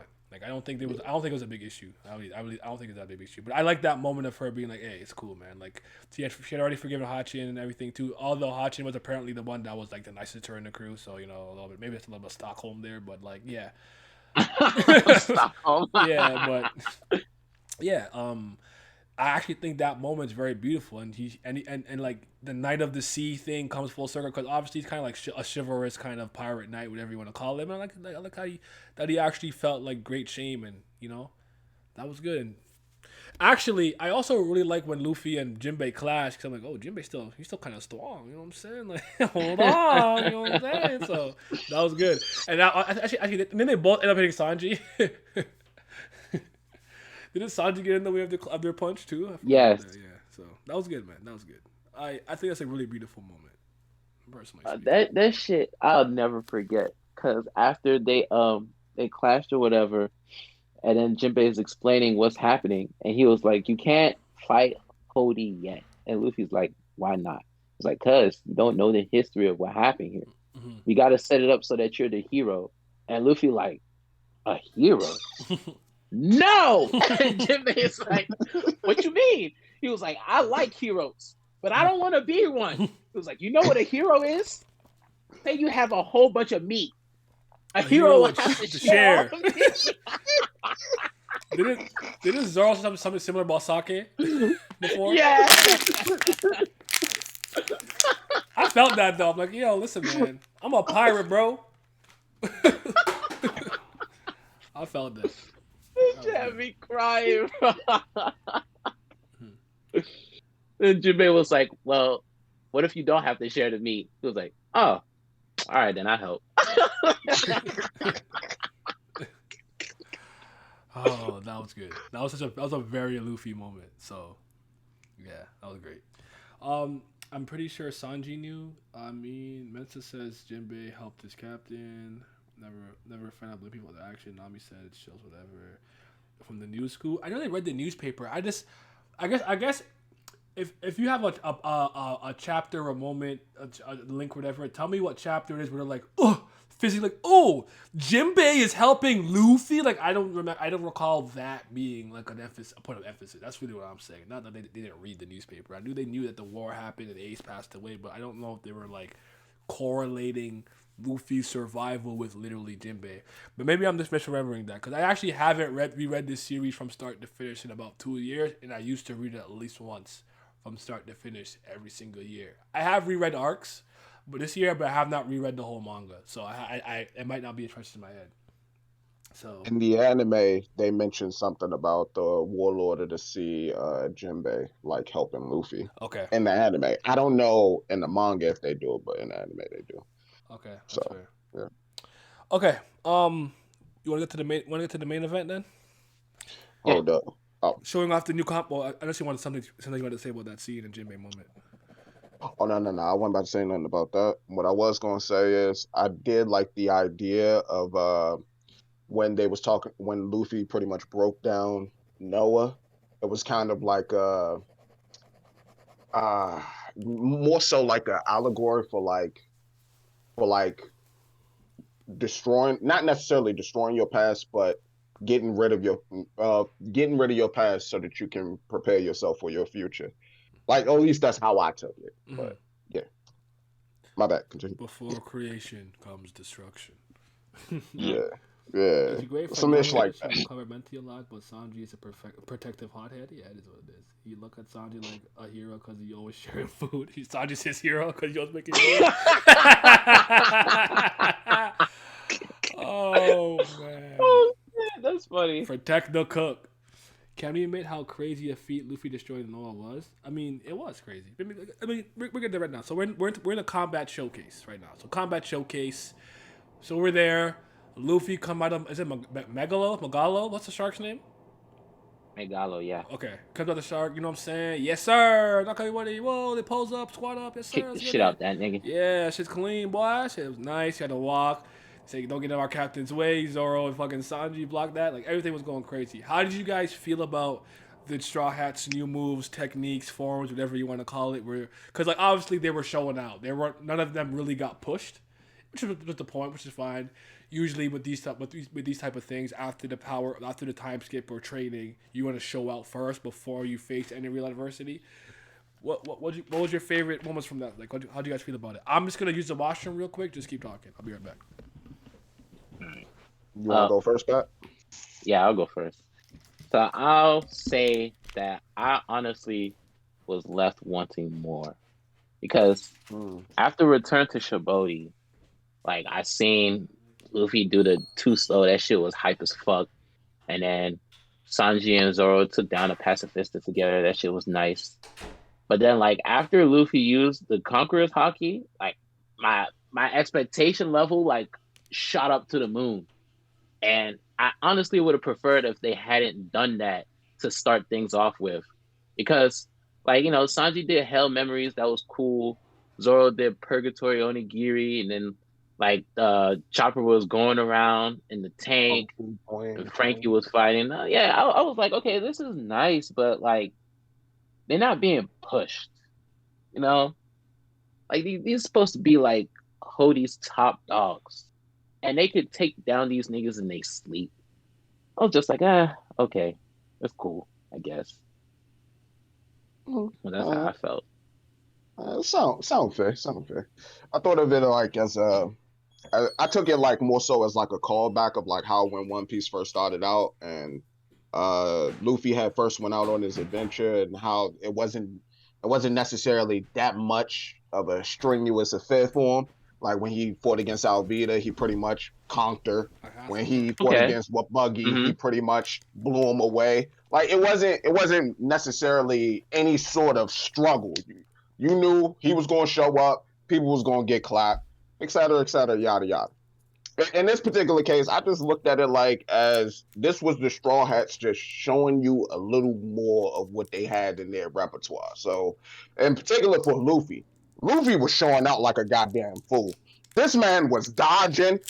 This man had one moment where, and granted, for anybody that don't know, I'm going based off the anime. I haven't got that far in the manga yet. I'm going based off the anime. But this man was pretty much dancing in the rain when he was throwing the goddamn water drops at him. This man looked like he was Harlem shaking. He looked like Diddy out there, yo. But at the same time, and then when Horny was trying to showcase his Fishman karate, you ass for real. Jamaica wash you. And then when Horny pretty much popped Luffy head back, and Luffy was just like, oh, okay, hold up real quick. Let me just hold you here. And then the Gumu no Bell. Yeah, when he hit the shield. Shout out the crew. Okay, yes, sir. That shit was hype, yo. And on top of that, when he I really like when he had came out of y'all said the shark's name was Magalo, right? Because I remember that. I got that as a gift on my Discord server. When he popped out of the fucking shark and the shark just and this man Luffy goddamn going Sorus over to goddamn going Horny Jones and put his whole foot in that man's chest cavity, making that man fly all the way back to the mountain. Yeah, I was like, we here now. I ain't never seen you do that shit like that. We here now. To me, it was just more so, it was just a showcase of their abilities and like of where they could be. And I didn't really see it as like any sort of I guess like threat because the pattern, or at least the way that, because I was binging it, the way that I saw the pattern was it was going to take a dominable force to trigger Luffy to take him seriously and actually transform again. So yeah, for Fishman Skywalk now, was hype. Yeah, I forgot that whatchamacallit, the one moment I really did like was when Chopper was fighting, and then like Zoro was like, "Oh, with that form, you look a little bit like a monster there, Chopper." It was like, "You gonna be okay like that?" And then Chopper was like, "It's okay. Even if I am a monster, as long as it helps Luffy and you guys accept me, I'm cool with that." I was like, "Okay, yeah, I like that. Yeah. I really like that moment." That was good. You said the moment Bellamy had hockey, all the Straw Hats should have. I definitely kind of understand. There's one complaint about some of the stuff that I really get, because even to me, I'm like, this, like, it's very disappointing in my head. Is Robin went with the revolutionary, so I do think she should have had hockey. There was no excuse for that. I agree with you guys. The other Straw Hats, I can kind of, well, Monster Trio excluded, I can kind of understand it. Usopp was just on an island getting pop greens. Like, I don't know if what's his name, Hercules, What's the guy's name? The Beetle that he was with. Hercules. Yeah, I don't know if that nigga knew hockey. I don't know. Maybe like I couldn't tell you. Whether Pia, I'm pretty sure she just learned more like climate sorcery things. Like, it kind of made sense to me for the most part with a lot of them, but. I guess you guys saying like they should all have some basic form of it now. Ask them for help. Yeah, I hear you, but with I do wish they all had some very basic hockey. But the thing about One Piece characters, the Straw Hats in particular, is that I mostly care about each person fulfilling their role. So as long as Nami's a great navigator, I'm fine with her having to have a special weapon to supplement the fact that she's not really a combatant. Usopp is a sniper. He was the interim shipwright until Frankie got there. Frankie got all his cybernetics and whatever, but as long as he keeps the ship crisp, I'm good. Like, for me, the monster trio, they're the ones that kind of have to. They're kind of top heavy in that sense. I think now we have Jinbei, but they're the ones that have to kind of carry that load, and that's what I expect from them. The other ones, yeah, I expect them to be able to hold their own and at least win some fights and whatnot, but I mostly care about them just being able to do their roles. Obviously, Brook is a magician, so I guess not that important, but, Brook is solid. Brook MVP of Whole Cake, so. But I hear you guys. I'd say he went toe-to-toe with Big Mom. But, called her a young lady. You said, I'm older. Hold on. I said, yes, sir. Flex. But in terms of like all the Straw Hats knowing hockey, I've heard a few people make that claim. I don't agree with it at all. Primarily because they didn't go. Not all of them are combat focused, and not all of them went to places where they needed to be combat focused. Yeah. Like for example, Nami, she went with the climate people, yo. She went in the clouds. Like, what the hell? How she was gonna learn hockey up there? That old man had to do hockey, yo. Right. You don't even know mantra? He trash. No, I'm kidding. Go ahead. Exactly. And that was about to be my next major point. Like, in most places, they don't even know hockey exists. Like, they legitimately don't even know that it's a part of their world. Like in Skypiea, they was calling observation hockey mantra. So to say that and then to know that they all got separated to different parts of the world, I think it's ludicrous. I think it's ridiculous, and I think you all should feel bad about yourselves. But yeah. I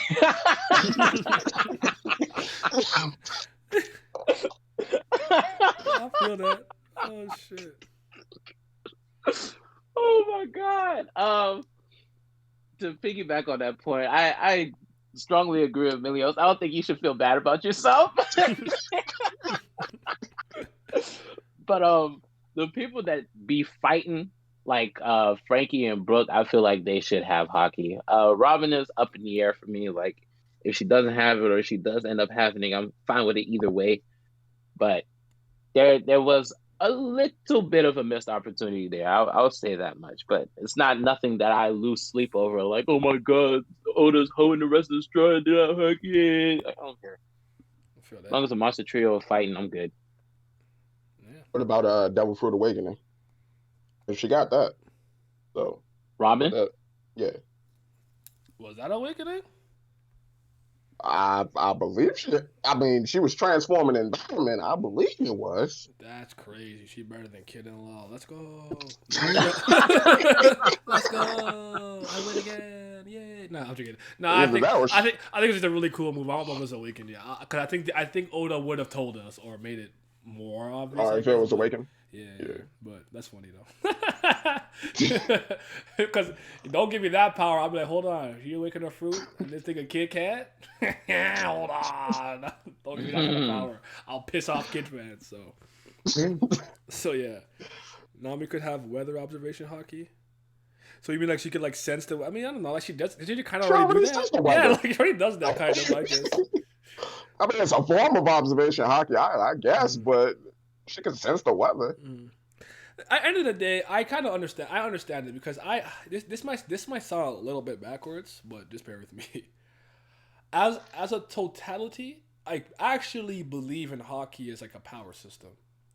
I hate how it's presented to us throughout the narrative, though. Like the way that we learn about it, how Oda tells us about it, how we kind of progress with it is my issue. I think how your audience is going to receive a power magic system is a lot of it's dependent on how you showcase it throughout the story. So there's a lot of instances in pre-time skip where like, yeah, it's arguably it's hockey and there is hockey, yada yada yada. But my problem has always been like kind of with marine forms. Like my big thing with marine form, like there should be black fists going everywhere. I don't care if you don't explain it then. You explain it after the fact. Because I don't know if you remember this. When Rayleigh throws off Kamei's neck brace, choker, bomb, exploding steel, right? He throws that shit. Then when Luffy's trying to recall it, you see his arm turn black. I'm like, don't you do that to me. I hate that shit. Just show me that man's soul. Yeah, don't do that now. Like that's too late for me personally. So that's my biggest issue. So I always like to use Reborn. I don't know if you guys have seen it or read it. I don't want to have you guys. I have not, but I plan on in the future. But go ahead. I'm just gonna say like the way that Amano kind of introduces the entire power system without you really understanding it yet, and then when it's explained at one moment in a certain arc, you're like, oh, that's crazy. It's always been here. I just didn't really know or focus on it yet. Like. I wish Oda kind of did better with that, but it is what it is. I believe in hockey as a power system, but I understand people's gripes with some Astros not having it. I think Yak said earlier, hockey kind of seems less important if someone beats them when they don't have hockey. I could understand that, but and honestly, a lot of the time, I feel like I will honestly argue that every attack that you see from certain people who use hockey, they should always be hockeyed up. I don't know why sometimes they don't do it, but it is what it is, man. To chime in on that, I kind of thought that hockey's utilization, like again, anime only, I kind of thought that hockey's utilization was kind of good. Like he didn't explain it, but he had actions that kind of foretold what it could be. Like except in Wano. Wano is a whole entirely different story, and it kind of debunks what I'm about to say. For that, fuck Wano. But for the most part, I felt that the first episode, like him Shank showcasing Conqueror's hockey, like that's prevalent. Like you could see the sea monster getting scared and then dipping off. Like I thought that was prevalent. And then the fist of love that Garp did on Luffy's head when he actually harmed him and put a fat ass knot on his head, I thought that was good too. That was showcasing armament hockey and how you could use the soul to harm like those who have special body types or something like that. I thought that was pretty dope. And then with Mantra and Skypiea, where and granted he actually gave that one a name, but we later figure out that it's not just a part of that particular society. That's just what they call it. It's a part of this whole entire sphere of basically what you can do once you're able to perceive things better. So you could foresee an attack. You can hit things from long range. You can tune in on people, or you can see into the future. I always thought I thought he did a good job in it. I agree it's just for sure. After that, After that, he didn't explain it well. That was the thing. It kind of went off the wall, and like you could do some crazy things, and the foretelling of like, oh no, I ain't gonna get into that. We talk about Fishman. Never mind. I mean, no, you could. I mean, if at the end of the day, you could use the example. It's not a big deal. Yeah, if it's part of your point, go ahead. Okay, like I thought he did a good job with like foretelling like Conqueror's Hockey being an attack. Like that was good. That was good. With and yeah, with Kaido and Whitebeard and Roger and stuff. Yes.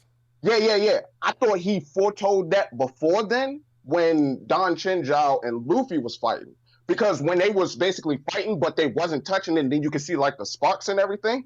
I was like, are they using Conqueror's Hockey to hit each other? And then, but again, I'm anime only.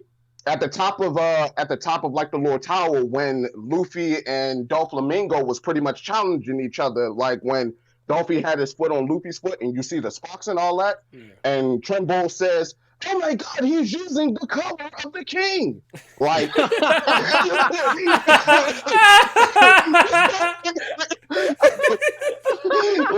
like right there, that was another showcase that let you know that eventually you can physically attack somebody with Conqueror's Hockey.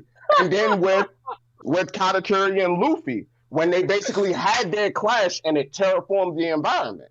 Like, that was another showcase. That, and with Shanks, when Shanks came on the boat with Whitebeard, and, you know, he was breaking up the boat, pressuring with the pressure of his Conqueror's Hockey. Like, all of that was, like, showcasing to let you know that this thing has something more to it, and once I reveal it, we gonna let it rip. And so, I thought he did a good job with, like, foreshadowing to get there. That's when he got there. Some of those explanations were kind of nah. I actually think he did a great job with Conqueror's Hockey. I didn't. For me, it doesn't go as far back as you, because like there was a point where I'm like, is this shit just like for hype, clash moments to be like I'm a conqueror, and it's like the knockout father? Like is that like part of me like I refuse to believe this is the extent of what this can do. Right. The first time that Kaido knocked out Luffy, I noticed this weird lightning trail behind the way he clubbed him. Like I caught on to that. I'm like, okay, Thunder Bagua, whatever. It's probably just, Thunder Bagua. But then I remember when I'm looking at the flashback with Odin and Roger and Whitebeard, I'm like, wait a minute, that looks very similar to like, hold on, like. You know what I'm saying? Like, I don't understand it, but it's there. So when it's explained and I'm seeing it now, I'm like, you see? You know how to do it. Why haven't you done that with the other two? Why? What's the reason? Because as much as you could say Mantra was introduced very well, yada, yada, yada, that's great. In the manga, how the fuck does he show us that people are using observation hockey? Exposition. That shit is terrible. I need a visual indicator. Jesus Christ. Because if you watch the anime or like the Heart of Gold special, when like the little stream of strobe lights, kind of like when a Kagami and Yomne are in the zone, yeah, I could tell. Thank you. Visual indication that someone is using observation. In the manga, I gotta fucking guess, assume, or scratch my ass, and I don't know, like fuck. So. I ain't gonna lie, Toei treated me well. So I mean, Toei treated you well. Yeah. So. Really, it was funny as shit, bro. I totally get it. Nara, hop in any voice chat. Just hop in the voice chat in my Discord if you're in there. Just hop into any thingy. But yeah, it's just I don't know, man. It's unfortunate, but it's not perfect. But again, for some reason, as a total power system, I believe in it. I just don't like how it was kind of IV drip to us in this kind of weird way, but. Was there anything about any moves, techniques, and moments in the fight that you are extremely fond of?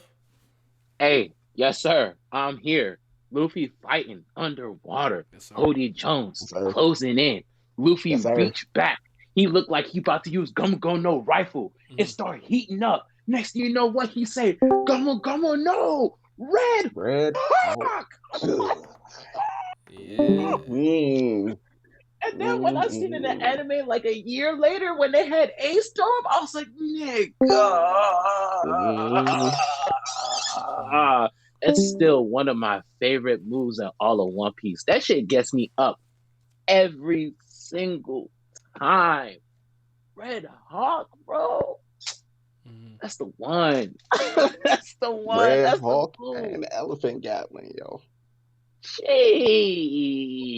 Red Hawk and Elephant Gatling, yo. Like both of those. The Red Hawk setup to the finish, and then how the fight just keeps like going on, and then the Elephant Gatling, yes, yes sir, yes You sir, put that man in a blender.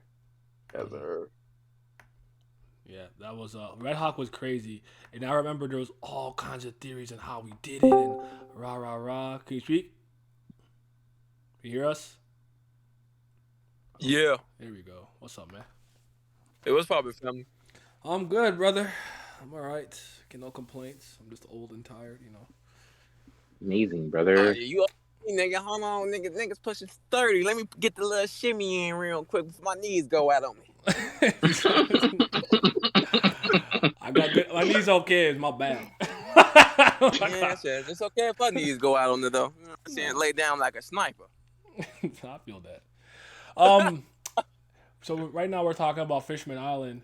Just before we, cause we're low key like low key out the like the final end of it. But anything in the arc that you found particularly good, bad, or in between? Like, what do you want to chime in on? Honestly, I honestly give Fishman Island a 7 because like usually with like setup chapters, it would be like I give it a 7 because it's like a setup chapter. Nothing really major happened, just setup. That arc? was a setup arc. Okay. No, I mean chapter. Okay. Oh. That was a setup arc. That set up the entire Yonko confrontation from us talking about Big Mom to getting Luffy's goal for what he wanted to do against the four emperors to seeing how pretty much how everything is organized or going to be organized how from here on out. Mm-hmm.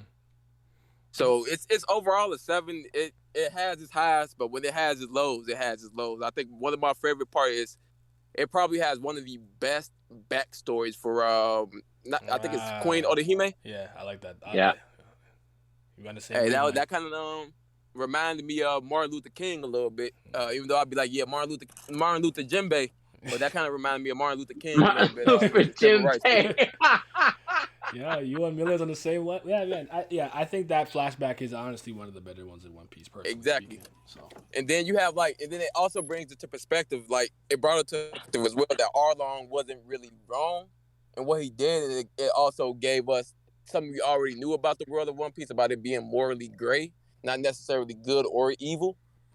Because even though Arlong was oppressed in his life, he went to the East Blue. I call it like the Sea of Broken Dreams because nigga Luffy done beat up everybody ass and they dreams did not come back to fruition from there.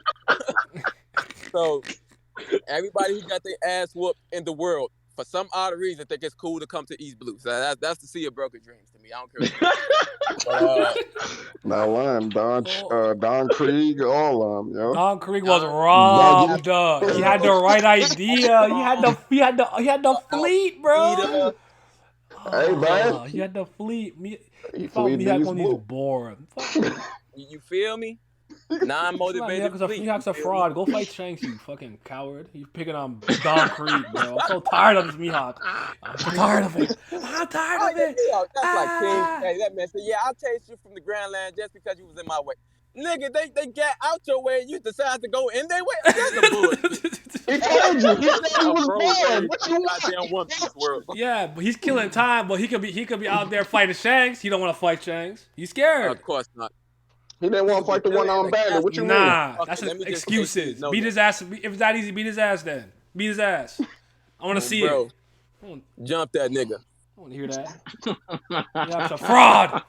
Fraud. No. And then, like, even in the East Blue, we got the prelude to Katakuri. You feel me? We got Mihawk with that bogus ass butter knife. And then Katakuri was like, nigga, I'm not about to fight you. Jelly bean.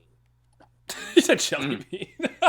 Jelly bean. No, that jelly bean was kind of hard, flicking and beating a nigga ass with a jelly bean is type B disrespectful. You can't do that, bro. Do not flick a jelly bean. That's type A disrespectful, nigga. Beating a nigga with a butter knife is type B disrespectful, nigga. B for butter knife, nigga. I'm just saying.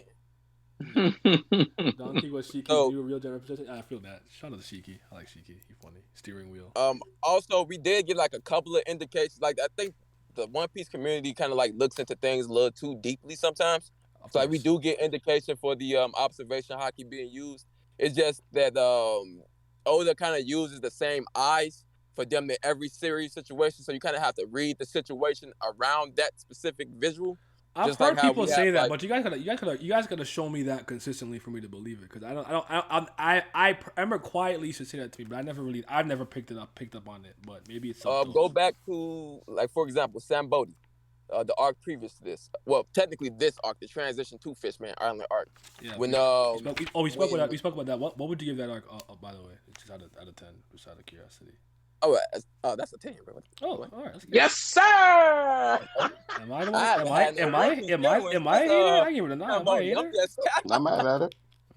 I feel it. But like for example, when he dodges the lasers from Kuma, he actually looks up. You see the eye indication, and then you see the dodge. Just like I think the only thing he needs a better visual indicator for, and that's just really because of the shading and the inking we get from black and white, is the armament hockey.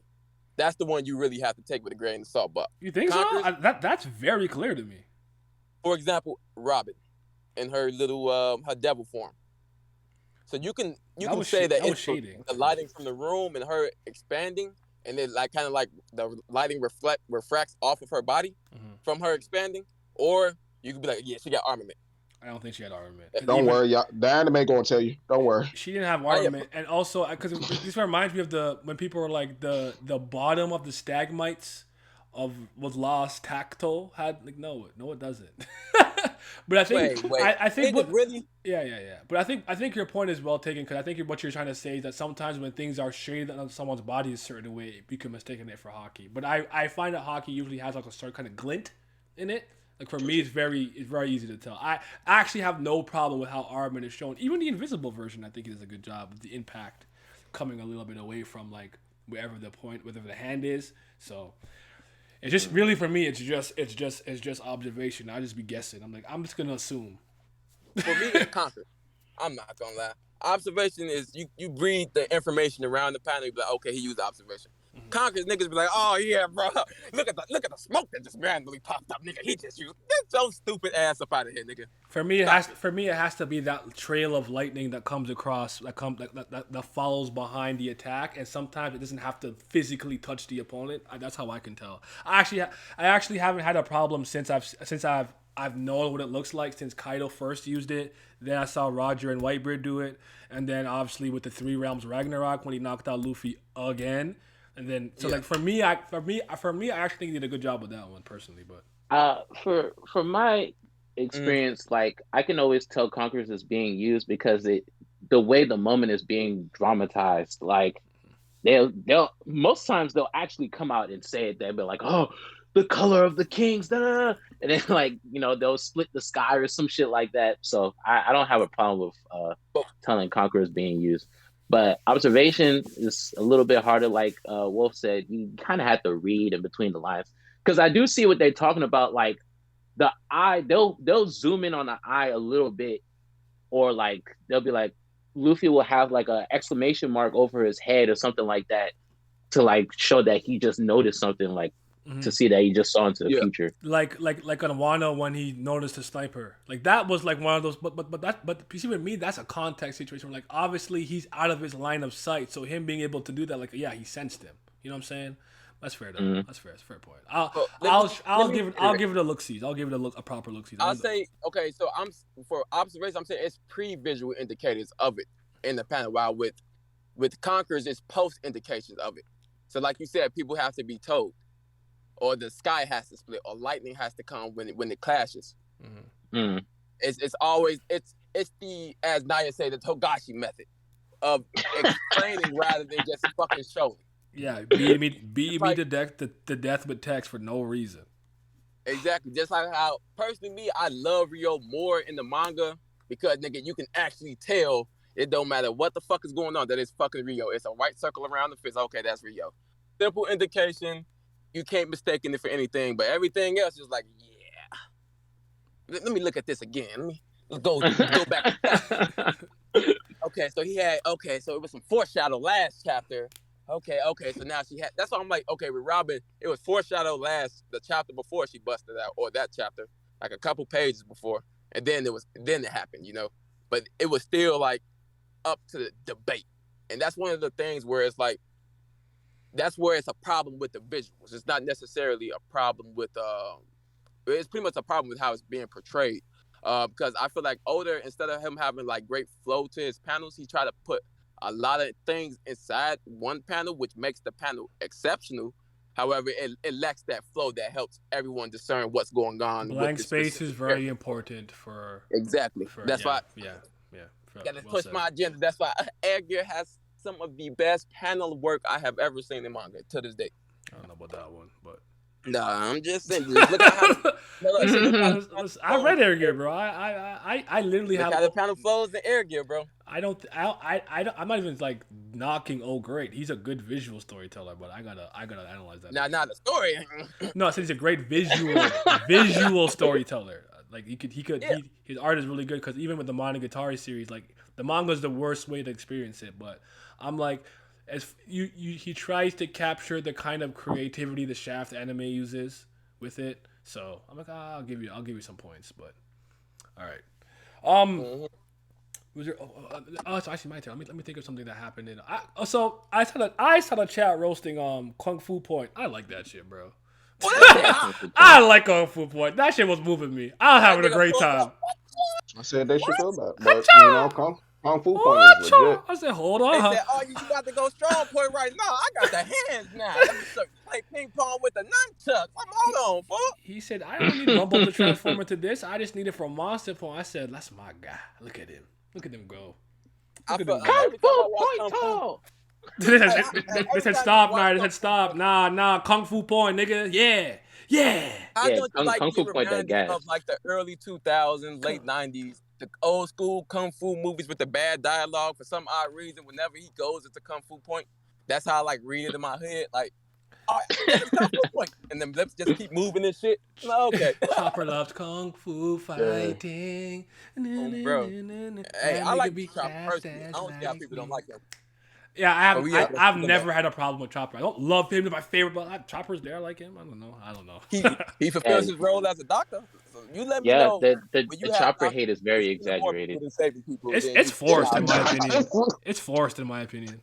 No, I don't think so. He been helping people. I mean, that's all I need from him. Be cute, be mascot, heal up. White mage. Let's go. Exactly. Hey, I'm just saying, holy. I'm just saying, throw out the holy. Yeah, listen, man. I like Chopper. He cute. All right. He be doing his little gimmick. I like Chopper. I don't care what tells me. Yeah, and I will never. I don't care.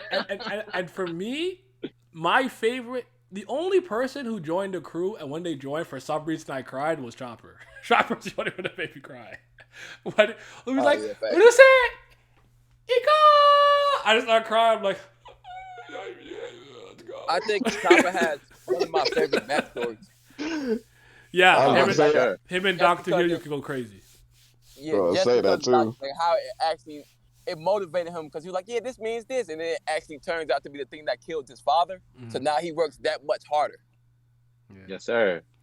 And, see, you get it. You know. And most of his training in the time skip was to improve his medical capabilities. What's fucking medicine? Yeah, he got stronger as a result. Yeah, but that was like, listen, man. He be doctoring. Like, Chopper's doctoring. Yeah, yo, nigga. Stop hating. Sanji's cooking, Chopper's doctoring. What? Man.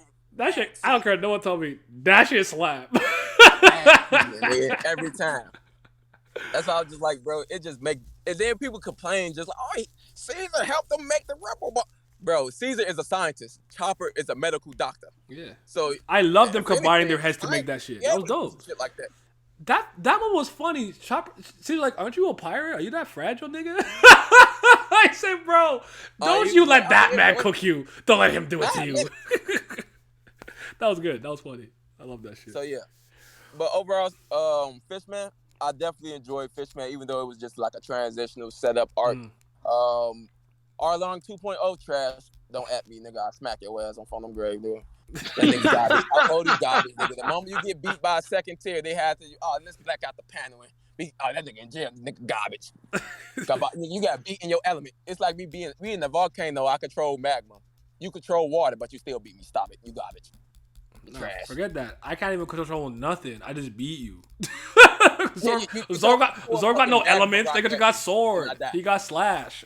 It's like, and then it's like you have no motivation. Like even if you say, yeah, Arlong motivated you, what the you never really talked to the nigga. You were just inspired by his actions. Nigga, your entire goal and plan is based off a shallow notion that you think this is what he wanted. When he left this motherfucker, made Sam Bodhi in the sea of broken dreams where everybody else got their ass whooped. That's why I called him a neo-Nazi. But, you know, it is what it is. I'm like, bro, you's garbage. Your crew's garbage. You niggas got fodderized. The only reason Luffy didn't knock y'all out with Kankasaki because he wanted his crew to fight too. I believe that. I was like, that was a limitation, or was that like, y'all need something to do? So. And then it's like, he didn't even like, when Luffy had the blood loss, this nigga gave him blood loss from biting the nigga. Like, if we in the fight, you bite me, G, I'm just be so mad. You can't throw hands with, you got to bite. All right, say less, bro. That's why I didn't even get mad when he got folded and turned into an old man. Even Oda knew your story was over. He like, nigga, I'm not going to kill you. But nigga, your life damn near over, bro. Yeah, that's how old are you? 97. Like, yeah, boy, you was just 13, nigga. Hold on. Yourself with Benjamin Button disease, bro, and then get mad at nothing, nigga. Stop it. That nigga's nothing about that nigga. Nigga live. I like, nigga. Hey, man, they know the drugs, kids. Don't pop them Molly. Say no. Nigga, the Cool Yeti brothers had a better backstory than that nigga. At least we know they were just there to fuck shit up.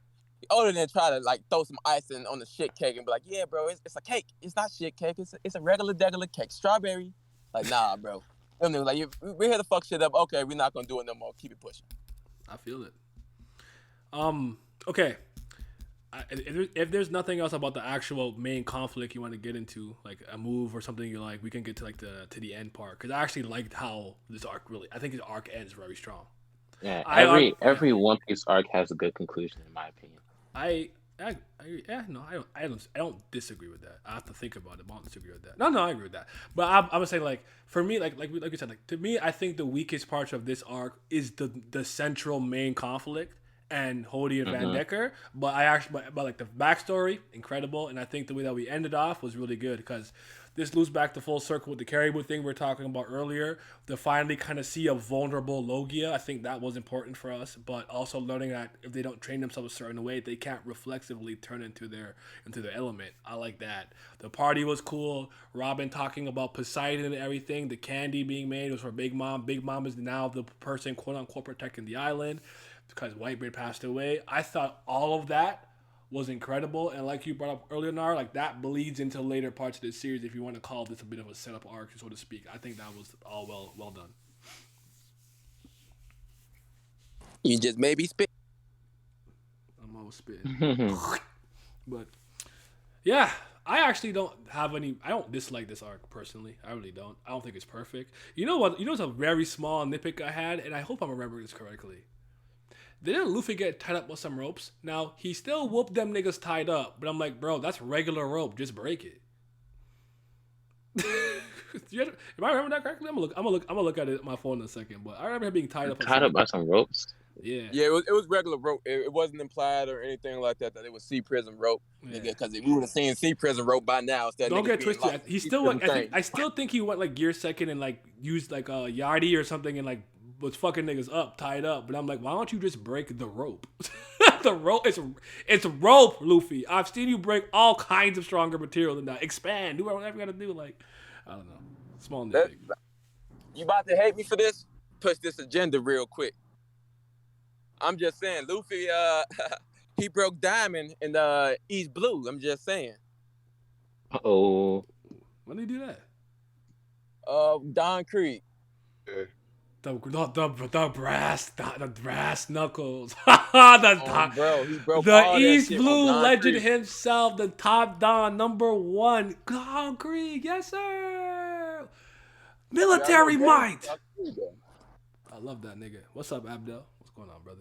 That man said poison gas bomb MH5. MH5. I said, whoa. Oh yeah, How I many instantly like, weapons hold on, you bro. got? Hold on, I thought this was a fight. Okay, this is a war. Okay, you won. You won, kid. Yeah. Talk your shit. Oh, we not fighting. All right, that nigga strong. Okay, we gonna pick up a chick in this fist fight. Fuck it. Poison gas.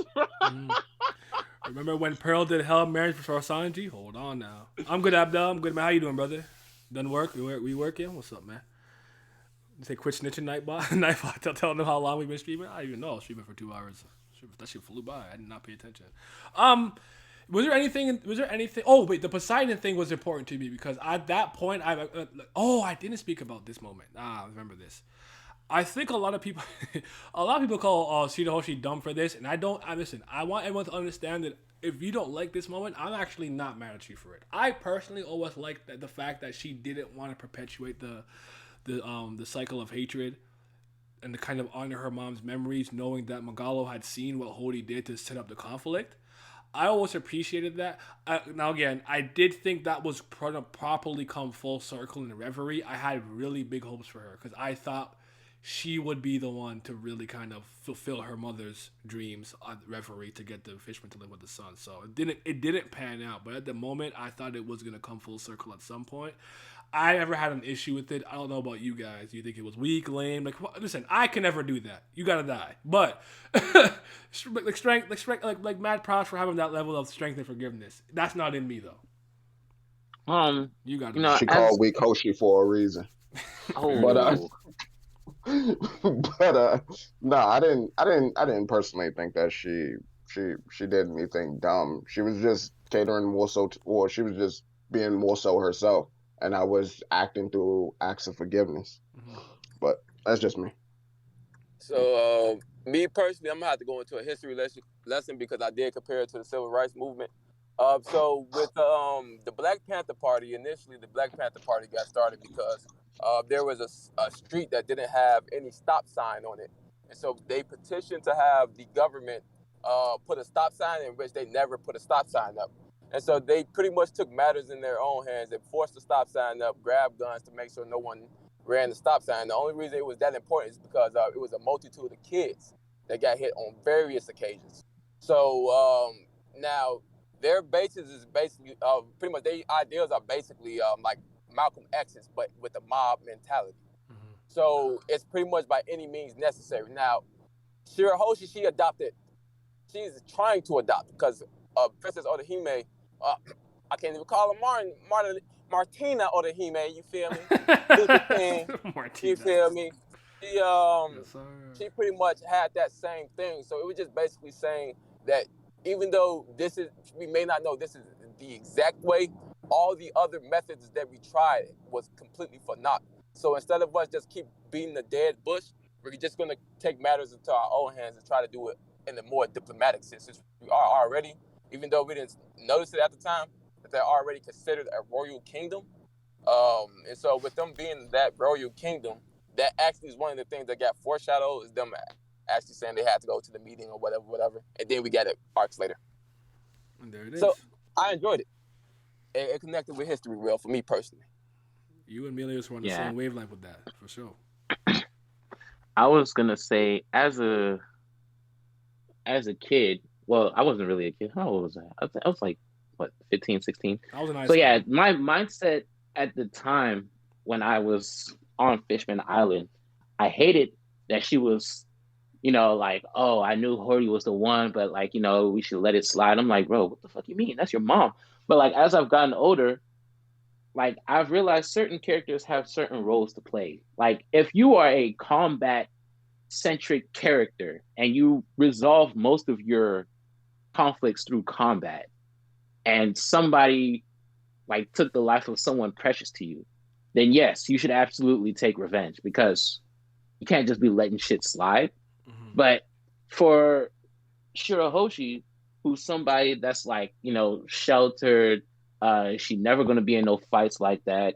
She had to suffer internally with the knowledge of who actually committed the crime of killing her mom, and like knowing what would happen if she would let this news come through, and like the repercussions that would follow.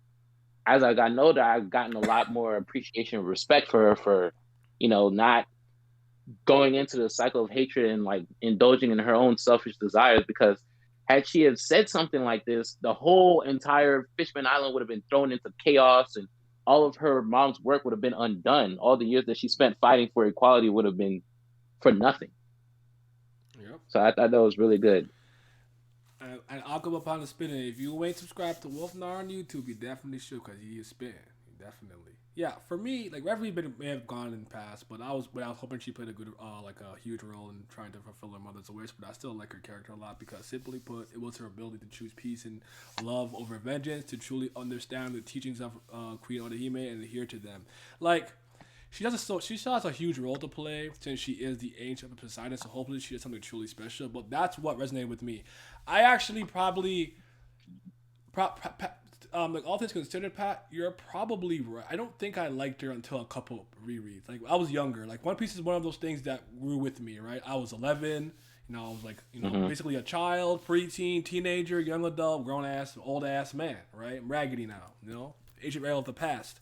I am Whitebeard, right? So, like, it grew with me, and you start to notice things differently. Because trust me, if you think I read One Piece that first time and liked Iceberg that much, probably trust me, I didn't.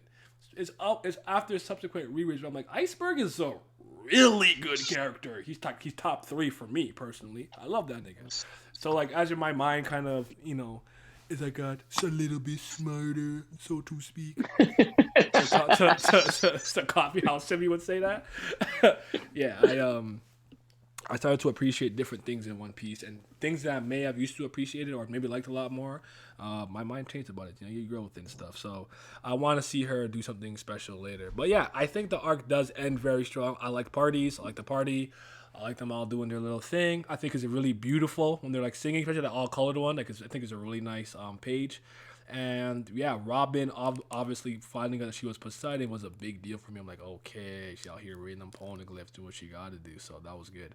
How did you guys like if you can remember, take yourself back to the first time Luffy tells Big Mom, "Hey, big ass bitch, fuck you. This my island now. I'll come beat that ass." How y'all take that? I was like, oh, no, I was like, no. I was like, no. I was like, yo, chill. At first, I didn't like it at first when he said he made that, because it kind of went against. He kind of contradicted what he said, that I don't want no territory. The man who is the most free is the one who's going to be Pirate King, and that's kind of one of the things that ties him down. Okay. Because if you like, with the way Luffy's character is, if he feel like someone is being pretty much neglected as a people in its totality in regards to living all right, in their own sense, then he's gonna do whatever he can to help. That's why every time he just be like, "Hey, folks, look, G, I got my gun, bro. Whenever you need me, call my phone for. I'm pulling up. I'm on that. Mm-hmm. Don't ask no questions, no none of that."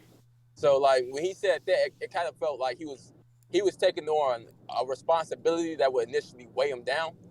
But with the way that it was set up with the Yonkos after that, in regards to him talking shit to Big Mom and then being like, "Oh yeah, this is the Terabito from Straw Hat Crew," and then it blows up in her face. It's like the ultimate spit in the face as well. So it goes with his character of not giving a fuck too. So at first I didn't like it, but as I like kind of analyzed it and rewatched it, then I kind of grew to like it. Mm-hmm. If that makes sense.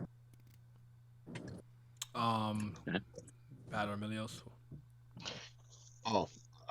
Me personally, I liked it.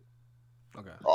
Not necessarily because, well, to me, I thought it was in character because Luffy has been a liberator throughout the entire series. Like, whatever island he goes to, he changes it for the better. So it just felt like it fell in line for what it was, and he was just basically stating it out loud. Because there's nowhere in the world that there's anybody that think that like Alabasta or any of the other islands that he's been to that he's liberated aren't his. Like that, those are his places. Those are his territories. They rave and they think about him. So Luffy fan club, Reverie, Luffy fan club. Exactly.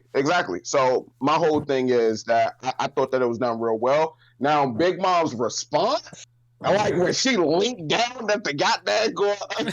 When she leaned down at the phone, I was like, God damn, you big. But Motherfucker was foaming out the mouth, all types of shit.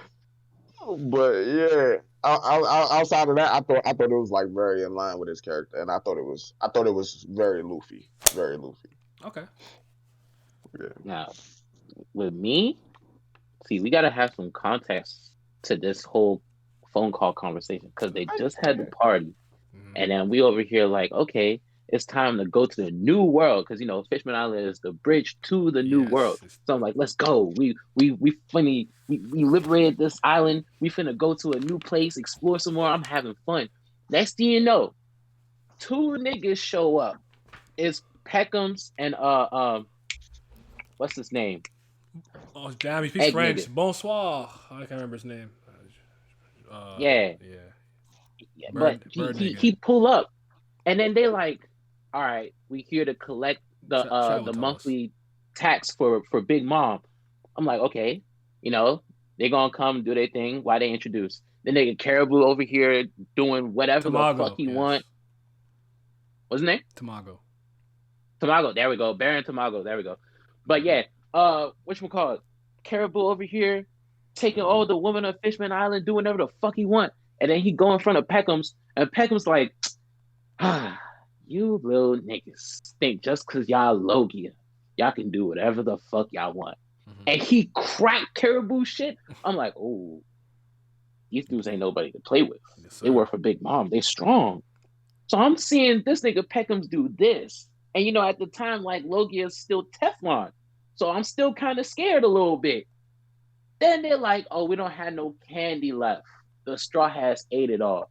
I'm like, shit, you're already in trouble, bro. We're not even in the new world yet. That's true. Luffy pick up the phone, talk about some, I'm Monkey D. Luffy, I'm picking a fight with you. I'm like, bro, what? I'm like, bro, what? Hey, nigga, are you talking about Don Scrambled Eggs, folks? The nigga with the eggshell for pants for ballerina too. Yeah, we were talking about that nigga booty cheeks. That nigga come out. No, but I'm saying, no. When Peckham's and Baron Tamago first came, they took care of Caribou, and Caribou are Logia. So like at the time, Logias was still like kind of scary. Yeah. So I'm seeing what these niggas do. It's already making me scared of what Big Mom might do. Yeah, you have to kind of. I understand what you're saying because you're going ahead retrospect. Like, okay, yeah, like they weren't the heavy hitters on the crew to that degree, but at the time, that was scary. And then Luffy over here like, I'm gonna give you the treasure, but I'm taking over Fishman Island. I'm like, Luffy, relax, bro. Stop. I was so scared. So was I. Like, what do you mean? Like, Nami's reaction was my reaction. They were like, you did what? And she looking at Zoro and Sanji like, why didn't you stop him? She's like, I can't stop that nigga. What do you want? But yeah, man. Oh, that moment's powerful. I like that moment a lot. Okay, I only have one last question for y'all, pretty much. Actually, first of all, give me your score for Fishman Island. You said 7, Nara. You stick with that? Where'd you go? Yeah, I'm good. Okay, 7. I think you might have been hitting the Lawrence Kale. I am at an 8. Pat? I'll be nice. 7.5. Okay. And Milios, you're the boy. Don't judge me. I'm at a 6. That's fine. Damn. Ooh. That's fine. Damn. Thank you for the. I thought he liked the arc more than I did. No, it's not a bad arc. It's not a bad arc. 6 is passing. 6 is passing. Yeah. Come on now. Yeah, hey, bro. Wait. What's your address, bro? So I can send you this Terabito box. In there too, bro. I got you. Nah. Don't even worry about it. Just return the sender. Nah, 7.5 is right, Pat. You're right. No worries, bro. Just know, this arc is my arc. You can have the Terabito. You can give him the box to blow up. Okay. I think I had a question. Wow. Yak 7.57816 You always, score you always be doing, you 7.2. always be doing that. You started doing that with Tar God. He's like, oh, I think the chapter is an 8.26155412601101114 out of 10. I'm like, bro.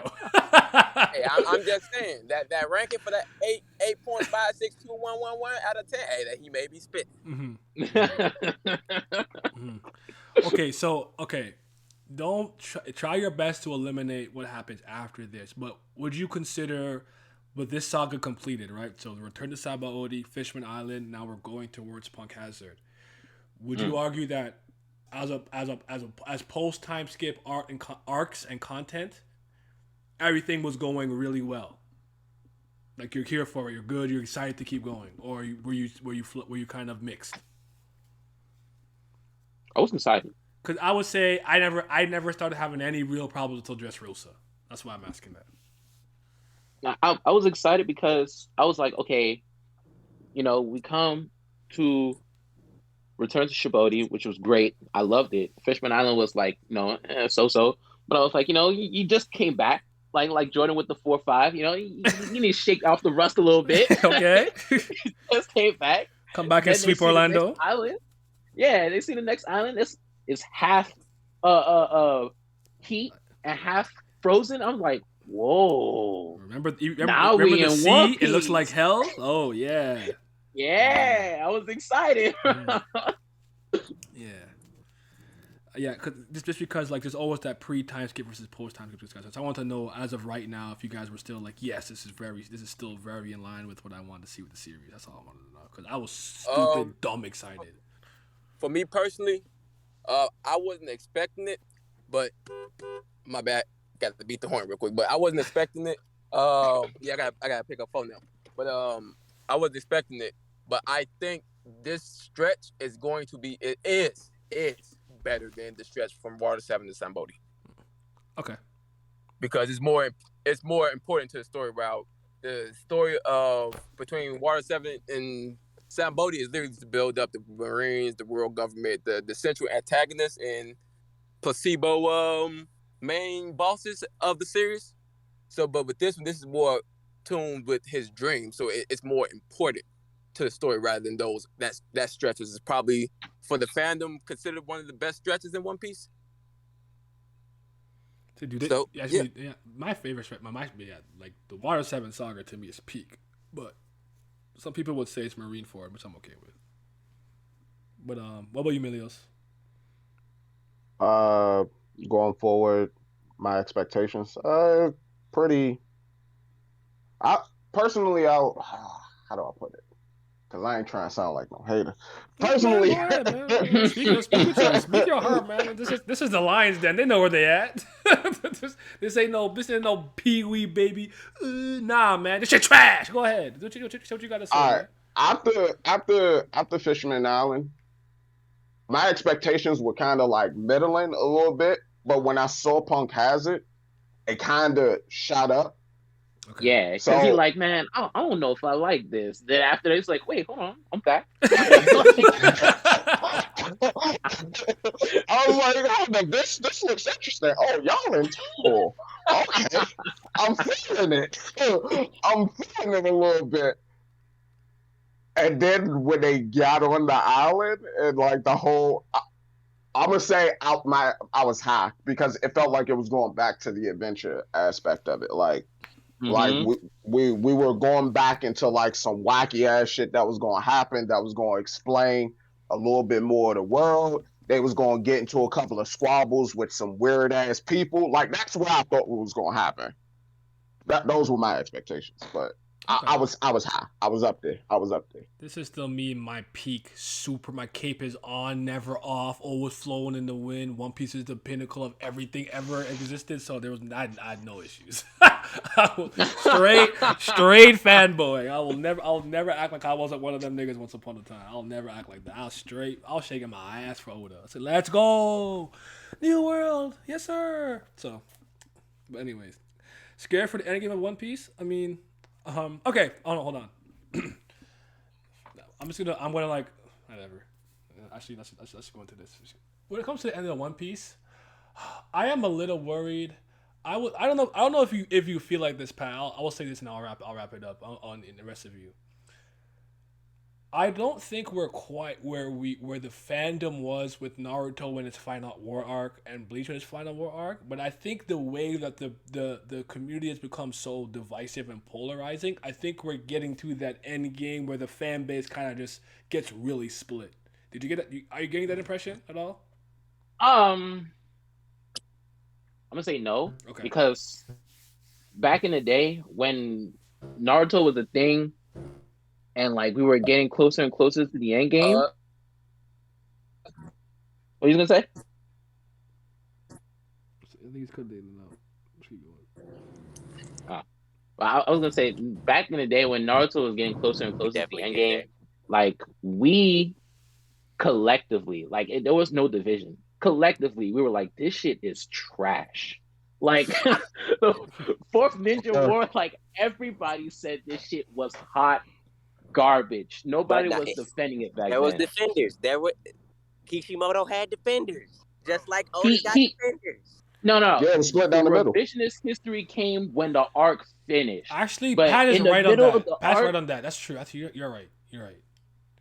Yeah, the middle of the arc, people were like, this shit sucks.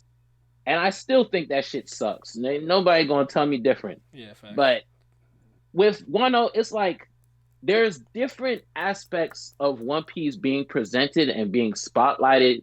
That's what's dividing the fan base, because there's people like you and me that have been here for a long time, and then there's people that didn't start following One Piece up until like, you know, Dressrosa was already done, and then they were like from Whole Cake and forward.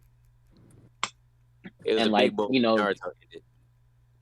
like like I was telling you the other day, like the pre-time skip arcs were self-contained stories, and they were condensed and they were quick, and like we weren't staying in one place for longer than 2 years. And then now post-time skip, every arc that we go to is like part of the central conflict, and they're hundreds of chapters long, and we're being in the same arc for 3 years at a time before we get to the next one. So it's a lot of like jarring details that's splitting up the fan base right now. Mm-hmm. Okay. Anyone else?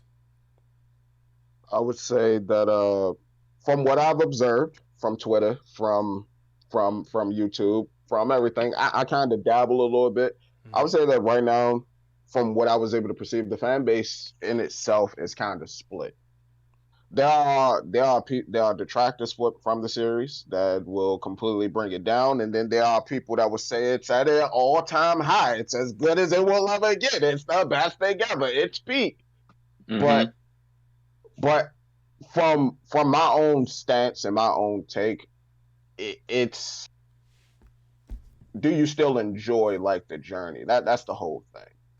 And right now, it seems as though the fan base in itself, there are those who do, and there are those who just don't. And it feels like everybody is kind of like devouring each other, because you got like a subsection of the community that are the power scalers, and how they're basically just trying to fight against the people who are more so lore eccentric. And the people that are lore eccentric are trying to tell like the power scalers, well, there is no such thing as power scaling in One Piece. It's interesting. Yo, I swear I've heard it all. It's interesting when you watch like the community pretty much just people have said that I said that. That's why I have to make that video. Like, that's disingenuous. Yeah, no, it wasn't you, but I've heard some. I've heard some that say there is no power scaling in One Piece. No, it's because I complain about them always talking about it, and people are like, oh yeah, he hates power scaling. Like, that's not what I said. That's not what I said. I said it's the over obsessive focus on the power scaling that bothers me. I cop it to any stream. Hey, Zoro. Shut the fuck up. Who cares? Jesus Christ. Shit whack. But so many other things to talk about. Exactly. But the main thing is that I feel that the community in itself, they focus a lot on the wrong things and not necessarily the narrative itself. They focus too much on hype and peak moments. Like, for example, oh my God, Sanji is thinking about not hitting the woman or hitting the woman. Shut your ass up, man. That ain't even important like that. Like, okay, I get it. It's a bit of characterization and he's changing a little bit, but at the end of the day, he ain't gonna hit that woman. But Thank you. and that's my whole thing. Like people, it feels like people get excited over like the littlest thing, and they don't pay attention to the big things that are happening. Like, I would say this with listen, I'm gonna lie to you. I think Wano's my least favorite arc right now. I'm so mixed. I don't know. Every day I think about it. And I'm like I'm mad. Am I not mad? I don't know. I can't make heads or tails of this. I need it to be over so I could just look at it in totality and come to a conclusion at this point. That's why I'm binging it. Because I keep saying, why am I having? I only have fun when I leave this island. As soon as I leave, I see Gecko Moria plump on Beehive Island. I'm having fun. I'm seeing them talk about rocks. I'm having fun. We literally leave Wano with Odin and Whitebeard to see Roger. I'm having fun. As soon as we come back, I'm miserable. Fuck this Samurai Island, bro. It's not hitting, bro. It's not hitting. I'm pretty sure I'll be fine once we leave, but I'm not hitting. Anything that I cared about in Wano is done now. It's all gone. So now I have no personal investment. So it just made things a little bit harder, but it is what it is. I'm gonna wait it out. But one thing I don't like about this community, obviously I understand a lot of this agenda piece, propaganda piece. It's like it's kind of annoying because like it doesn't even it stops really making sense because like we'll sit here, right, and Sonny did something, and let's say like I'm a Zoro fan. I'ma just for no reason just try to absolutely downplay the fuck out of go out my way to. I'm like, bro, stop doing that shit. It's just mad corny. Like, bro, just Zoro could be something cool. It could be a Sanji fan. Just let him rock. Like, stop. That's just so corny to me. And then I hate when they try to rope me into it. Like, I'm not like y'all. I'm not getting into this discourse. Leave me the fuck alone. Don't try to rope me in. Oh, how could you say that? Hawkins is fucking blah blah. I never said Hawkins wasn't blah blah blah. You just decided to assume that I associated that with him because I like the character. You're the bozo, not me. Yo. And One Piece fans are terrible at taking the right takeaway from a scene, in my opinion. So, Oh my goodness. you hear me talk about that shit all the time. Now, I always use the Revolutionary Army military captains as an example. Oh, they're weak.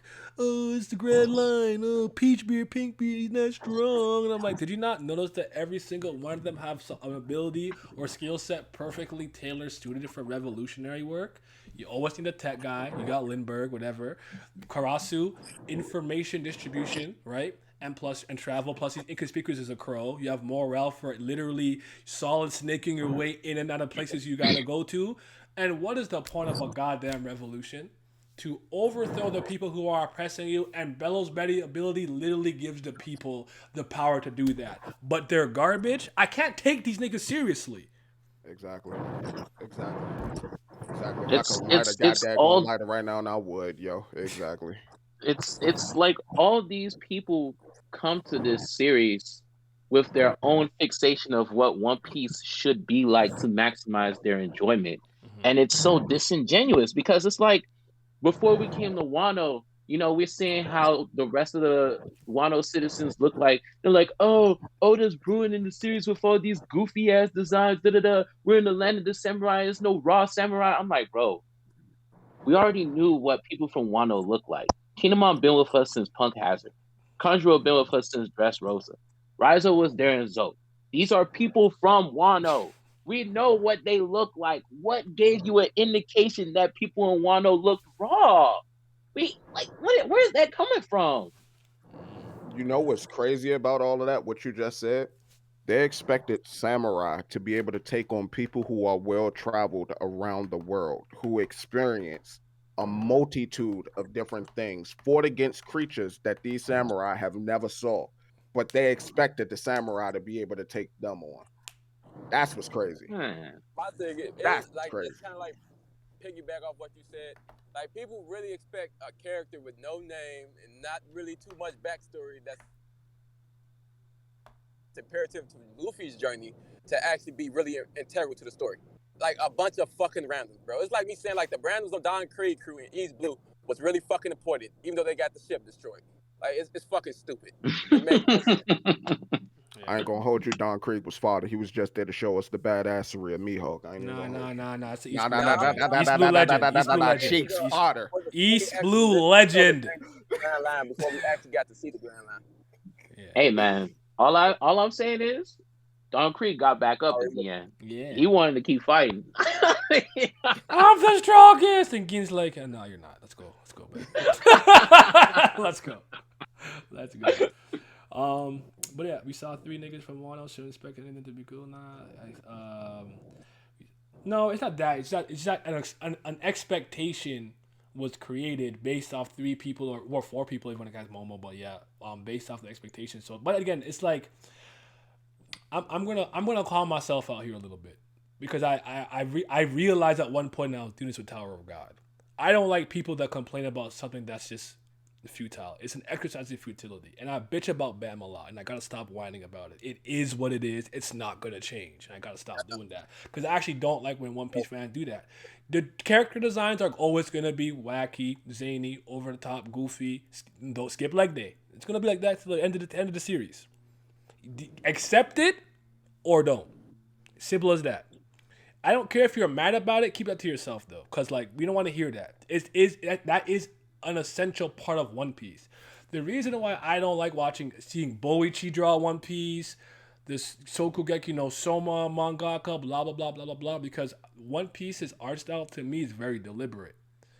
I'm not saying this is the darkest, most depressing story ever. This is not actually a happy-go-lucky, cheerful story. There's a lot of really dark themes and dark undertones here. I always argue the artistry acts as a veil for that. Because it's still shonen. Young men are reading this, blah, blah, blah. So maybe there's certain things you can and can't do. But there's a lot of really dark stuff in here. But because the artwork is the way that it is, it kind of lessens the blow a lot of the times. And that's very deliberate to me. Which is why I'm not trying to read this. Even though I'm sure it will look cool as fucking Kubo's art style, that's not One Piece. The ambience of the manga will not be the same. See, it wouldn't be the same because Kubo, he adds a lot of black and white tone to bring a lot of expression towards his character in a specific moment. There's hype or something really important.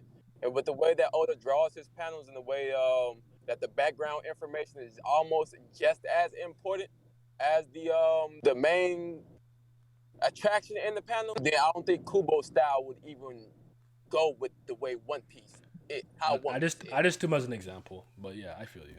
That's all I really want to say about that. Because I see people bitch about shit all the time. I'm like, bro, I don't care what anyone said. Bruce Wayne was letting them arrows fly, and I was howling. It was so funny to me, bro.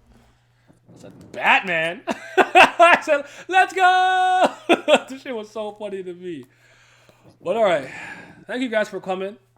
This was cool. The next one is obviously the Dressrosa saga, so I'll make sure I'll get like Sin and Jay and whoever's around to come through if I can get Brago. I'm gonna try to be there. I promise. I'm gonna try. Yeah. So I'm Punk Hazard and Dressrosa. Yeah, so that's gonna be okay. So. But yeah, thank y'all for coming. This was cool. I'm gonna upload this tomorrow. As early as possible. Well, I'll start uploading it tonight, but it'll be up as early as possible tomorrow. Just drop a like on it if you can. If you didn't watch the video I put out today, I put out a video about Smoker. I think it's pretty interesting, so check it out if you didn't see it. Just a cool idea that I had considering Smoker. And why I think it would be an interesting story idea for him to defect from the Marines and kind of go solo. So check it out if you have it. And I am going to go eat some motherfucking spaghetti. You're